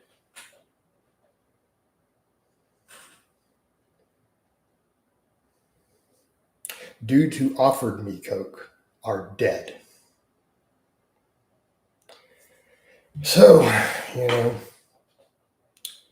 back over to the point, Michael, I bet at the time those guys thought they were invincible. They did. Yeah, they did. Yeah. So Luke says, while I have many unhealthy vices, 6 beers once every 2 weeks roughly. I never injected anything, but if I ever chose to do a small amount cycle, if not drink, yeah, shouldn't anyways. No, David, so far everyone's been good. But you kind of missed that conversation. We were talking about stacking risk factors. Did you catch the tail end of that, David? I broke it down, man. I'll repeat that quickly because you're a regular who's in here a lot and you pay. What's up, Trill? Yeah. So, when I made those videos years ago and said, I know dudes out there who use coke, lots of bodybuilders and guys on gear who use coke. I don't anymore. I don't know a single one. They're all dead. The last one of them is dead. So every lifter I know, enhanced lifter I know who dabbled in cocaine is now dead. As of 2025, not one of them is still alive. I'm talking guys I knew personally. They're all dead. Dudes from my past, dudes I was friends with 20 years ago, so on. They're all dead. Every last one of them. To the man. Is Eric Konechny, how do you know he's healthy? LeBron? Dude started using 3 grams when he was in high school. How do you know he's healthy? How many of you talking here, Coach? Half a dozen, more than half a dozen?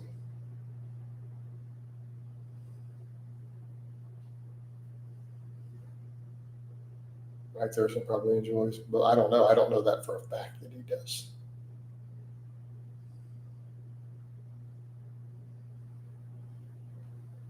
BMW says I used Coke and Trend together for years in my 20s. You're very lucky to be alive, dude. How old are you now, BMW?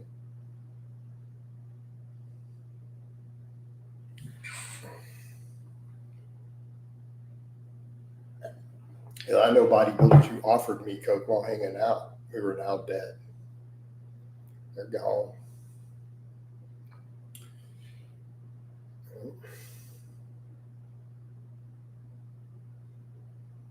Again, I always had the sense to turn it down. No, I'm good.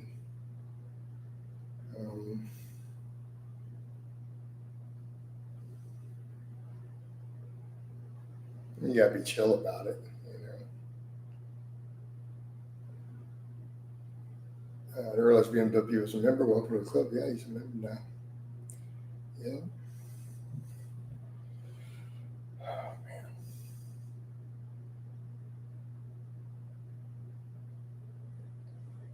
That's why I always tell guys, I mean, I'm not anti-deer, but I'm for responsible use.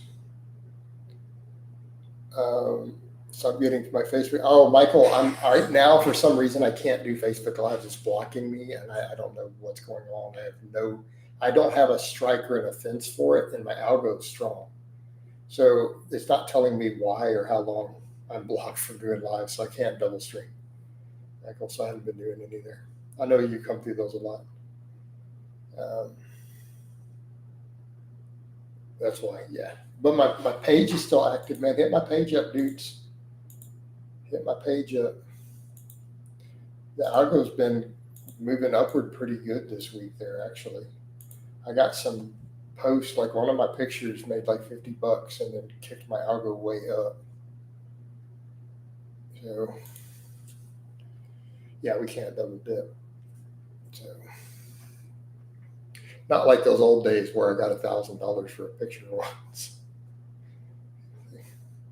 People think I'm kidding. I'm so not kidding. Now, mind you, I paid $400 in taxes on that $1,000, but still. Oh Lord, we need that sort of algo again. Right? We need to be balling like that. Oh man.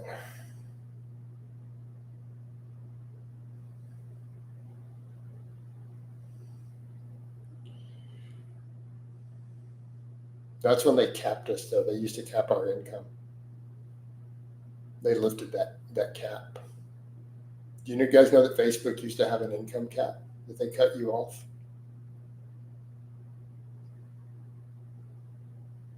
You know what the cap was? $30,000 per month. They capped your earnings. So if you made that in the first week of the month, they just turned your money off the rest of the month and just clipped it at 30,000.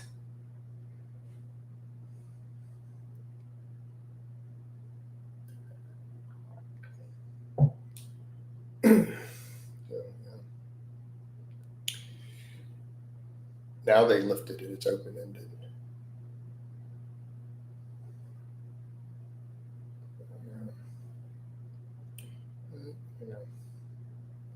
But I'll start double streaming there when it lifts that little ban again. I think I know what the issue was. Cocaine Bear versus Trinaconda. Man, that needs to be a movie. Hey, Ted. Ted, that's it, man. I think you just struck gold. Let's take that to private, man. Let's not discuss that movie idea any further in public. All right. Hold up, homie.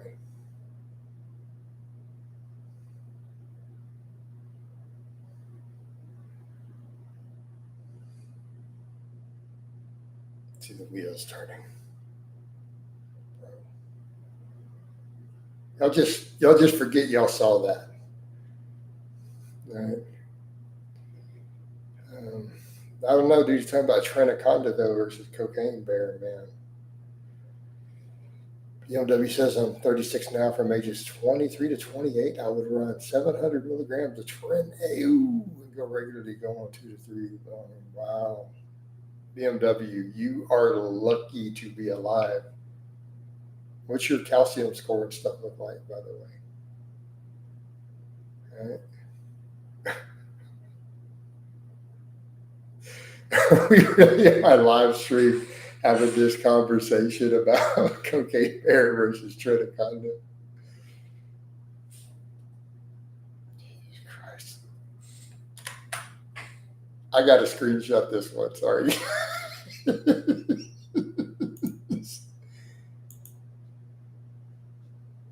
Man.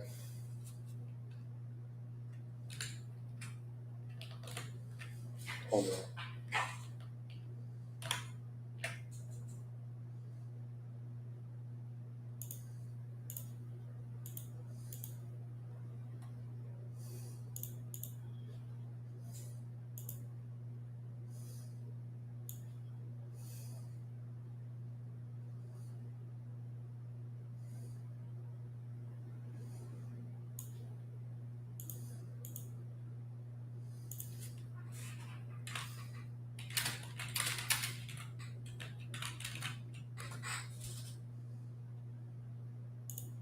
Oh, man.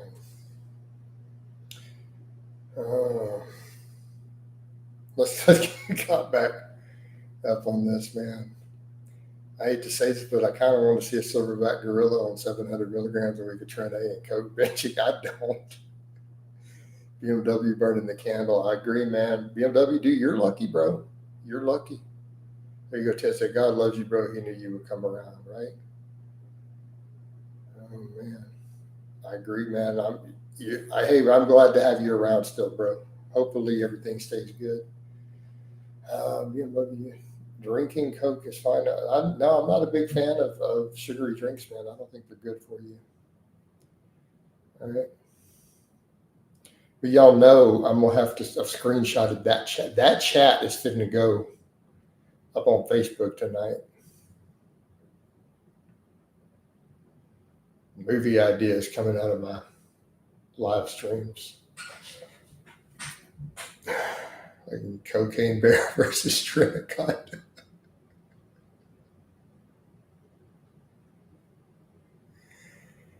No, I'm not going to do gaming streams at all. Liver King cameo, right? Get my testosterone levels back from lab tomorrow. Vitamin. Don't bite your nails, JC. They're going to be what they're going to be. Diet Coke is fine, yeah, I agree. But regular Coke, no, man, you don't want all that high fructose corn syrup. Urologist today seemed apprehensive to prescribe TRT until I see an endocrinologist. I mean, that's fair, though, man. That's reasonable. All right.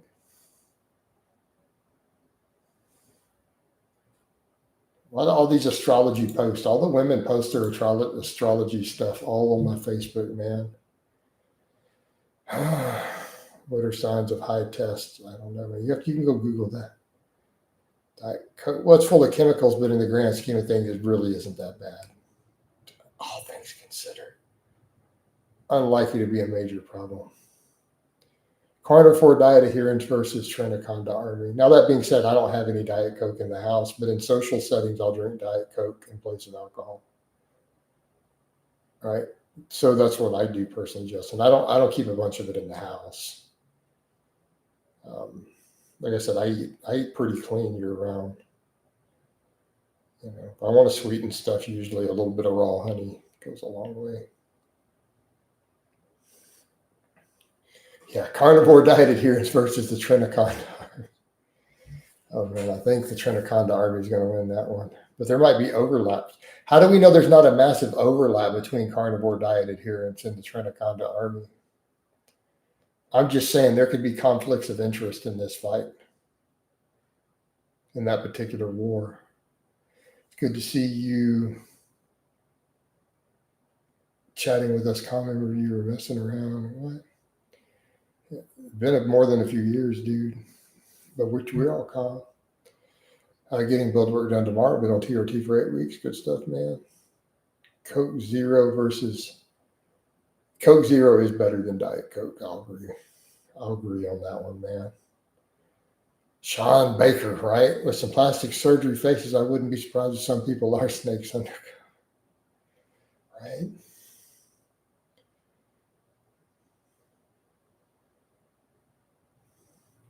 Well, I don't do the appeal to nature fallacy. I mean, what does nature mean? But I mean, and Justin, I'm not going to necessarily disagree with you. Yeah, we don't need to be eating a bunch of preservatives.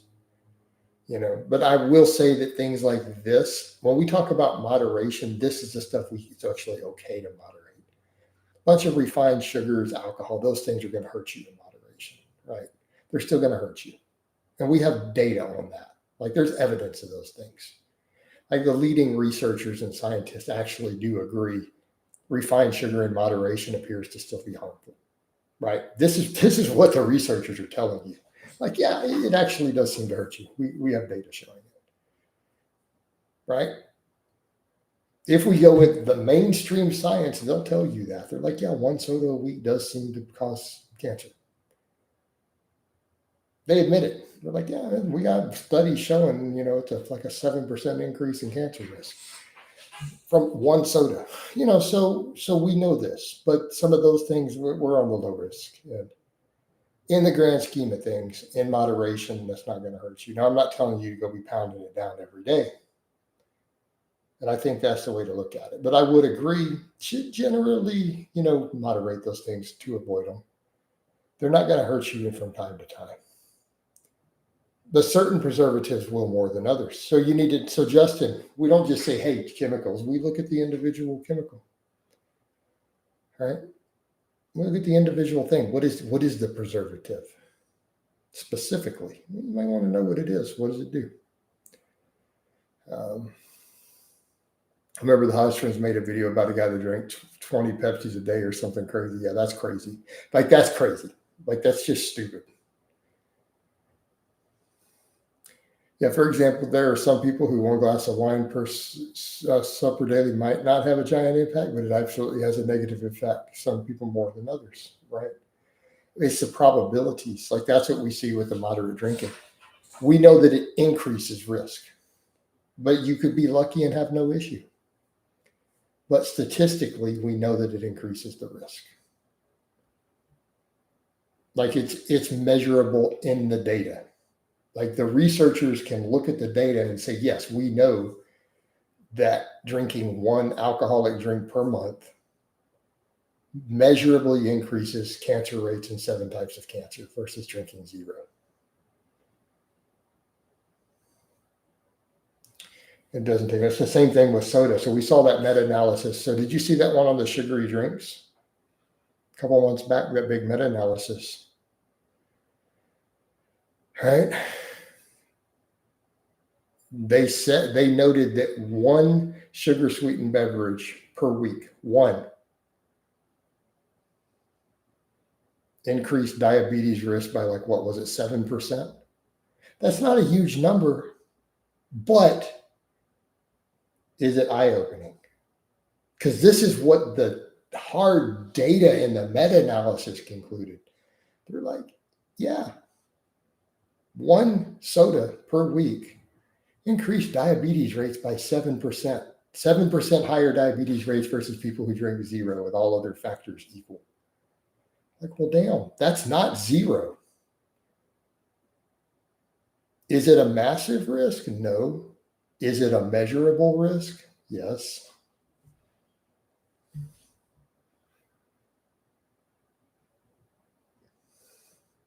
Like, well, it's only going to hit 1 in 20 people. Okay, but it sucks if you're that 1 in 20. I haven't seen that with the UK, but actually that's good to know, Justin. If we have hard data and we can see the individual preservatives, that's a useful tool. As long as it's backed by good data, I think that's a great idea to have resources like that. And I think we should know those things. Defiant, I thought it was a proven effects at more than 1 a day, and 1 a day has better health outcomes than none. No, Trill. Luke can tell you the same thing. You know that's all been debunked, right?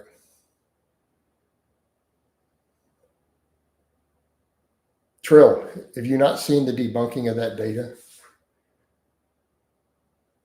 That the 0 had lower risk than the 1 a day? Did you not see the debunking of all that data? That's been destroyed.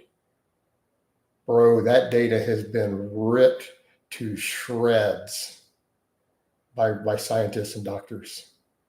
It's dead and buried.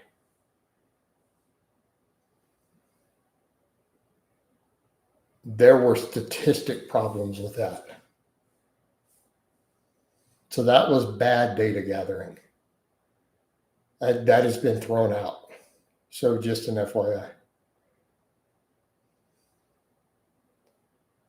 Well, yeah. So you're talking about with the polyphenols, right? You could get that from grapes, but what they meant, they were looking at those studies to where they found abstainers had these slightly higher negative health outcomes as a demographic compared to the very, very moderate drinkers.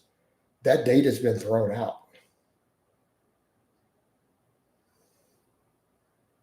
Just in case you didn't, so true, that's okay. You didn't know that. People won't keep up with that. A lot of experts look at that and say, that doesn't make sense. Let's dig into their data.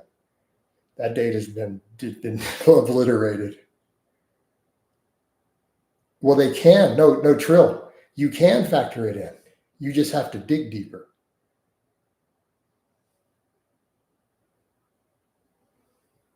Right? When they broke those into further groups, that whole thing went away. When it turns to people who always abstained versus people who were alcoholics who now abstain. That completely changed everything. Because these are people who already have damaged their bodies and now abstain. Yeah, if you drank heavily and had issues, do you see where we're going? And you now abstain, you're still going to be at a higher health risk than the people who always moderated.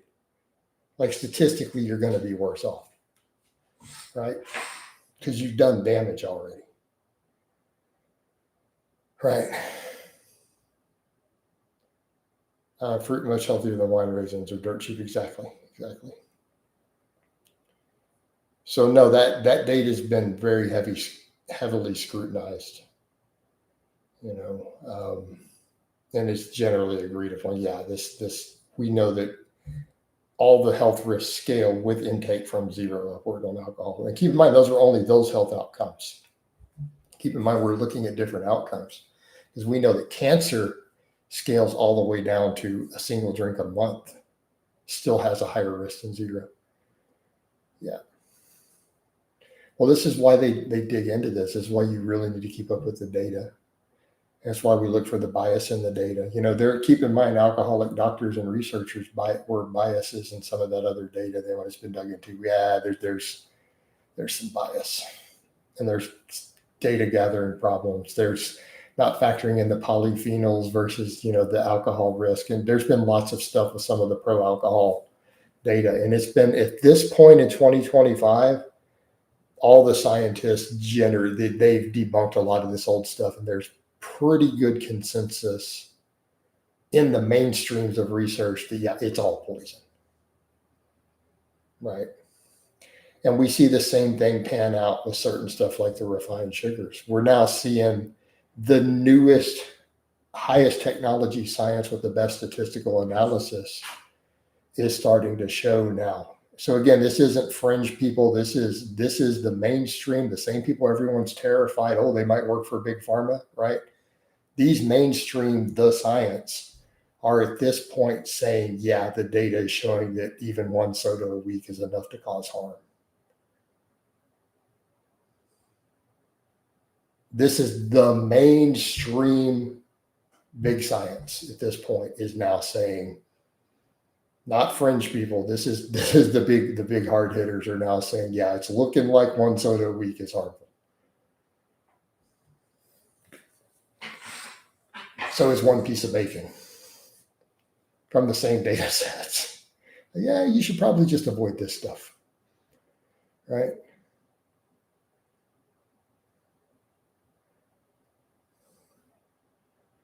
Right? Unless you're a cyclist with insane insulin sensitivity and intramuscular lipids, processed sugar is crap, right? Chad just comes home from work. No, my pit bull ate all the rhino pills. Time to start the finale film where we introduce rhino pill pit bull. How about just Debo or Forbit B pit bull? Right. I was about to say that ultra processed meat with nitrates, and nitrates are right there too. Yep, they're right there too. That meta-analysis showed the same thing. Even in moderation, they're harmful. They give you cancer in your butt. So, but again, nitrates. So people throw that out there. They'll say, "Oh, preservatives are bad," and they'll eat the bacon, and it's like that's one of the worst preservatives that we're concerned with causing cancer is put in bacon and sausage, guys. Did you not read the label? Bacon doesn't taste right without the cancer. You can't make delicious bacon without cancer. They go hand in hand like peas and carrots. All right. So cocaine bear versus Trinaconda versus rhino pill pit bull. All right. TMAO also, unless I don't need to see that data. Oh. Rhino pill pit bull.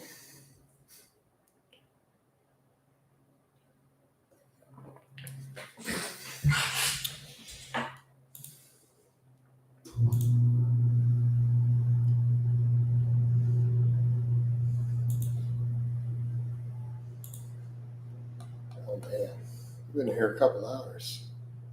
We may not get any supers this afternoon. That's okay. We got one this morning. I've had a strong Facebook day, so it all balances out. You know,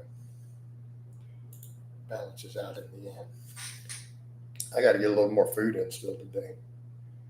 I might be just about talked out, guys. Oh man. What abuse did we get in here today? I'm actually curious. Is he going to spit me a number? It looks lower than it should be. Oh man, I might stick it out a few more minutes. Coach is getting a little talked out. I'm a little tired.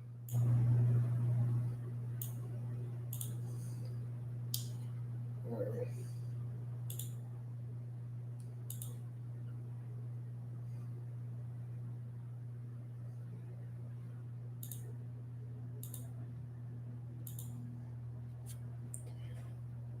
So probably continue this in the morning for coffee chat.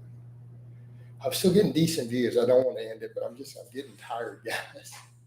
Coach getting tired, and I'm not fired up now. I train fasted every day for years. I do all of my training fasted. I've run 5 miles on camera fasted. I do 2-hour lifting sessions fasted. All right. So I don't usually eat till noon. So you'll see those vlogs up in the mornings. Like that's all fasted. It's my preferred modality. So yeah, I've done 5-mile runs on camera completely fasted.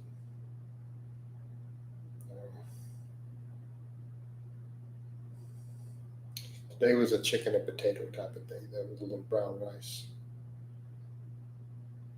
Yeah, you get lots of potassium, man. My potassium's really, really high.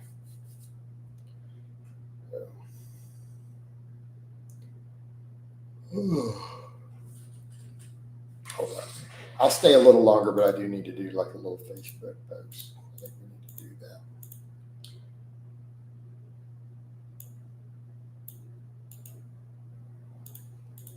And then I'll hop back to you guys.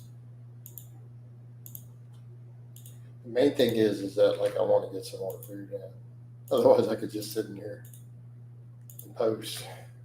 But I do need to put that picture up from the screenshot here today too. That's funny.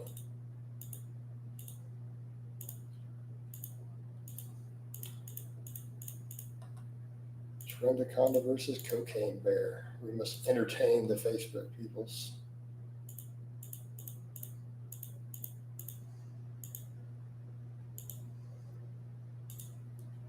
All right.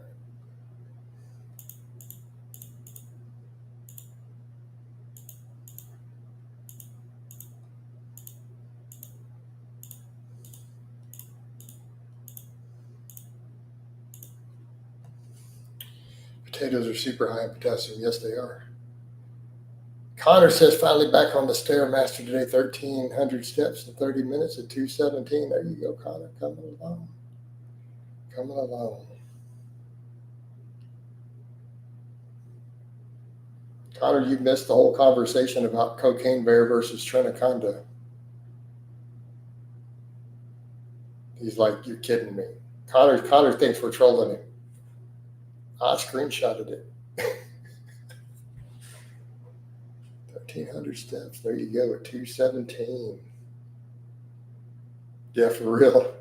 Client Ted proposed it. Like you still see some of it still above. If you look, there's a little Cocaine Bear versus Trinaconda versus Rhino Pill Pitbull for the finale.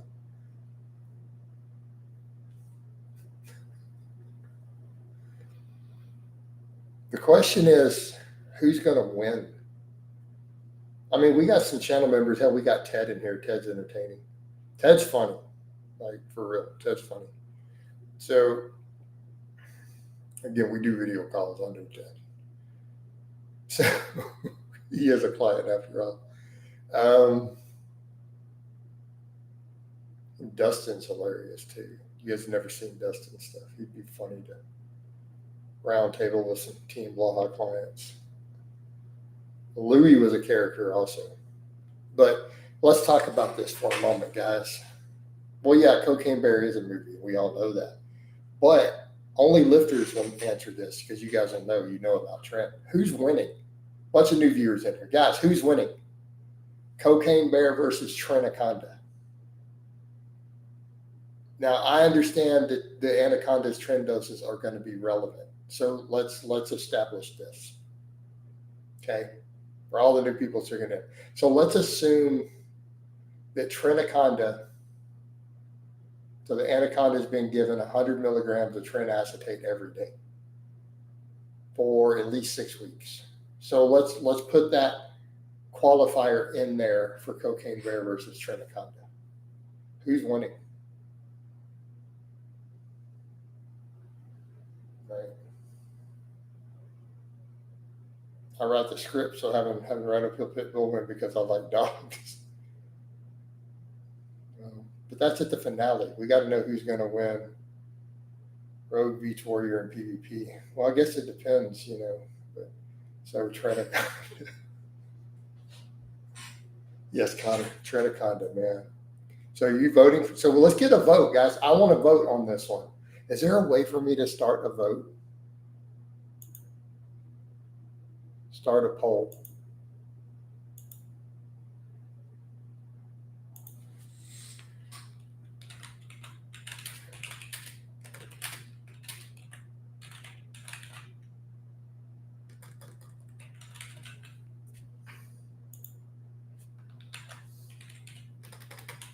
There's a way to start a poll.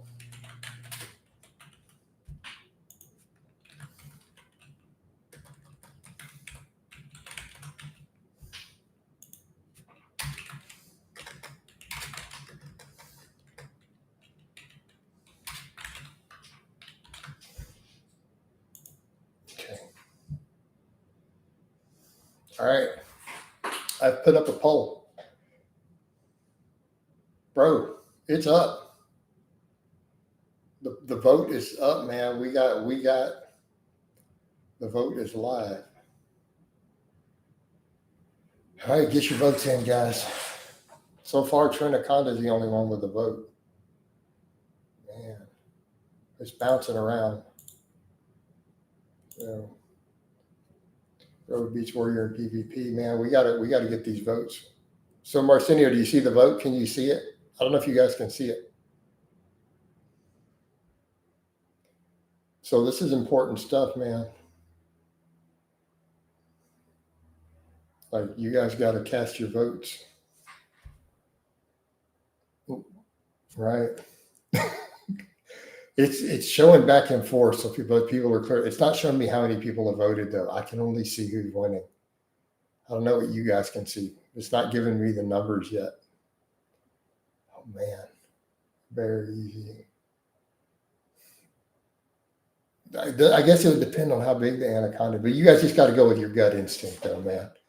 Right? We don't need to quantify all this. We need to just get answers. So let's break it down and discuss it down here too, guys. So let's get this conversation going. I mean, this is more worthwhile than anything going on in the fitness world. To be fair, this conversation is more important and more relevant than any stupidity happening in YouTube fitness. Right?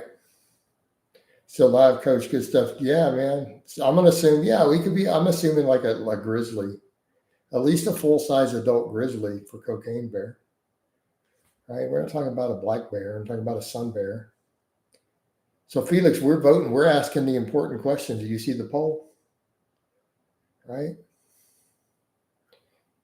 This is the most important. This poll is probably the single most important thing happening in YouTube fitness today. Nobody gives a shit about Jeff Nichols, Larry Anadrol. Nobody cares. It's power scaling. Mechanically, Godzilla should be a much larger than King Kong, but in film, they're roughly the same size. Right? Alex Terrible, Russ's Bears. I'm thinking of the basilisk on Tren for the Trinaconda. You know, I'm sure about a basilisk though, man. We don't need to add petrification. We're taking a normal anaconda, right? All right, we're not going full sci-fi here yet. We're taking plausible scenarios because Cocaine Bear could have actually happened. In fact, it was based on a true story. So, so let's assume someone's actually been injecting an anaconda with Tren for this. So we don't need to go full sci-fi in this version. Let's work with real world possible scenarios. It could actually happen. Because the Cocaine Bear I believe, is based on a real story. So, and you could, in theory, inject an anaconda with Tren. I don't think it would be overly difficult either. I mean, I injected bag pistol Tren on camera that time. That made it all the way into those the court proceedings. Lane Norton's lawyers paid money to submit paperwork talking about, actually it wasn't bag pistol, it was Ryan Doris the sheep. So that made it into the British High Court. Hey, Connor, that was your tax dollars at work right there in your country when I was over in the UK and had that lawsuit. The British High Court literally had paperwork submitted discussing me injecting Ryan Doris the sheep with trenbolone acetate in the High Court of the United Kingdom.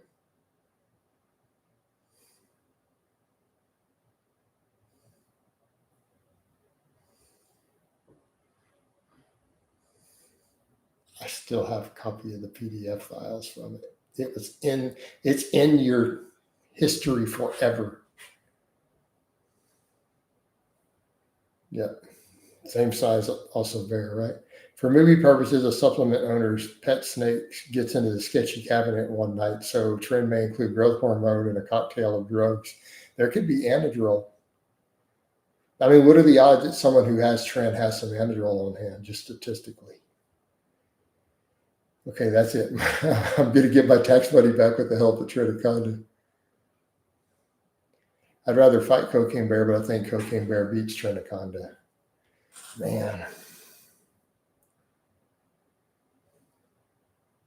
Who's Bagpuss playing in the movie? Bagpuss is playing a pimp named Slickback in the movie.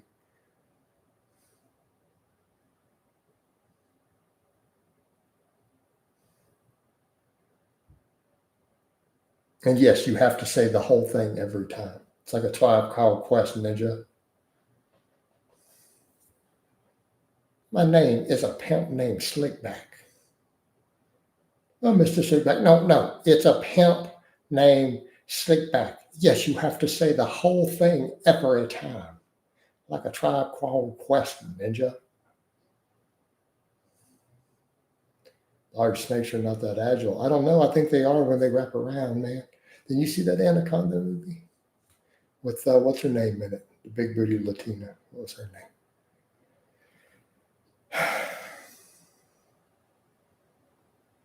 I don't know, that hot one.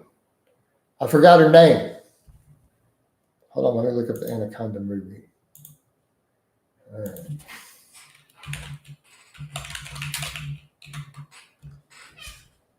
Jennifer Lopez, right?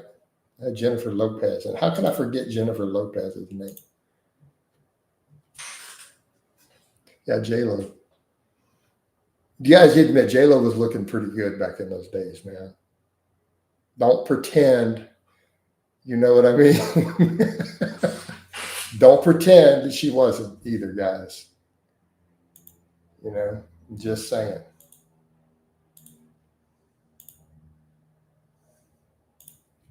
Right.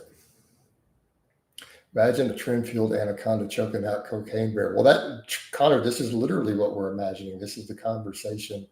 We don't get to kapow me for slacking on that. I named her. At least I recognize I wasn't slacking. Wasn't slacking, bro. The name slipped my mind because I haven't eaten in a couple hours. My feed window. I got to get a cantaloupe here after this live stream. All right, we got to get a cantaloupe after this live stream. Do we want to tally the votes? I've never done one of these polls before. I don't know how this works, guys. I don't know how this works. The super chat goal did not work today, though. It didn't let me put one up. Oh, man. But yeah, J-Lo was in that movie, right?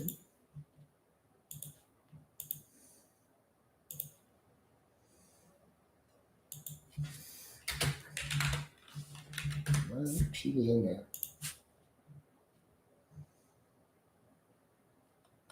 As they're fighting a giant snake.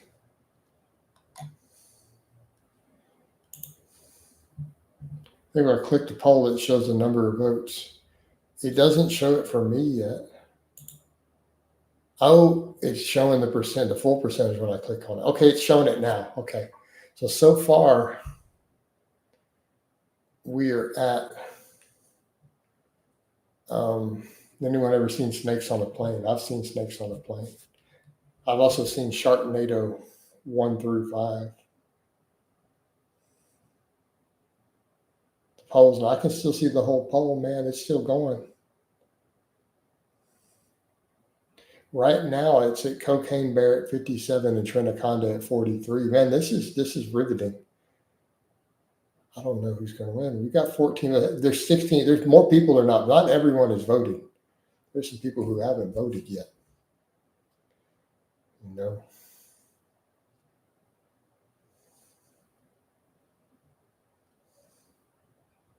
Right. Then he reapplies his hairspray.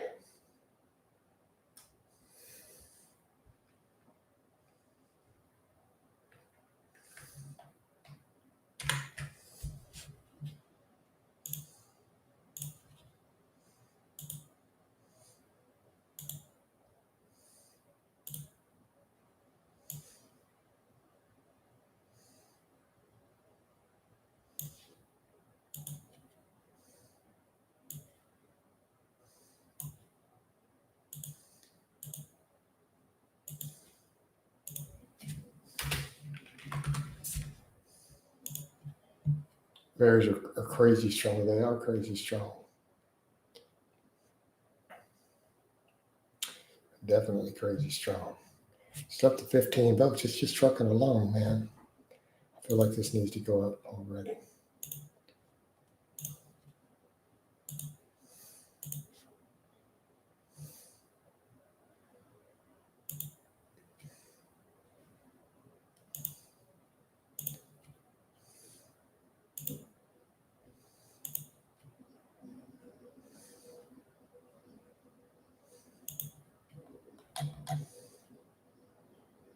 Come on.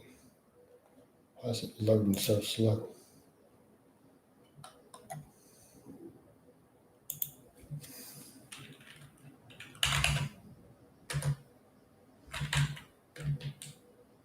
What is it doing? Why is it being this way? There it goes.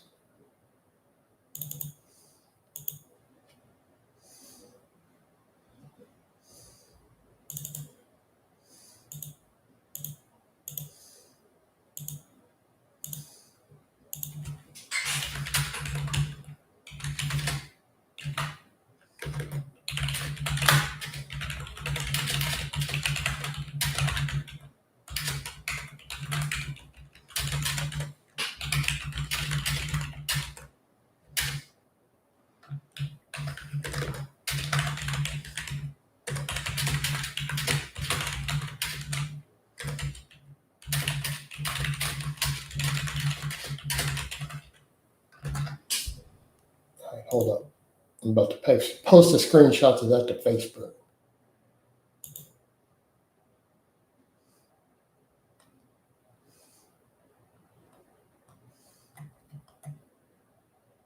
I need to tag that. I need one more post with the fitness lifestyle within the next 6 days. One more post to reach 25,000 reach. Hit the first two in the first day.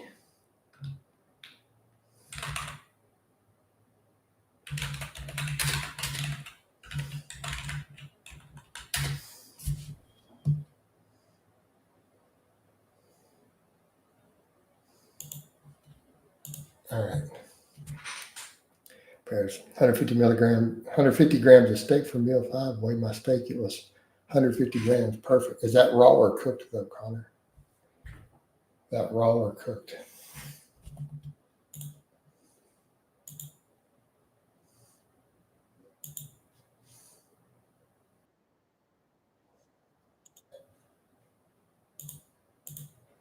All right. So we got that poll going. People are still trickling through the votes. I don't know. Might be about time to wind this down, guys. It was raw, so 150 raw, not cooked. It's going to shrink down a little bit. All right, guys. Coach getting tired, probably needs to eat a little more. We didn't get supers in this one, but we got one in the coffee, so it all balances out. But we got a poll screenshot that might actually make Facebook money. So it all balances in the wash. So might be about time to wind this down. This was a fairly fun and eventful live. So I might give you guys a bicep shot before we go. Okay. Oh, bound by Cepheus. And I think we're out of here. We're out, guys.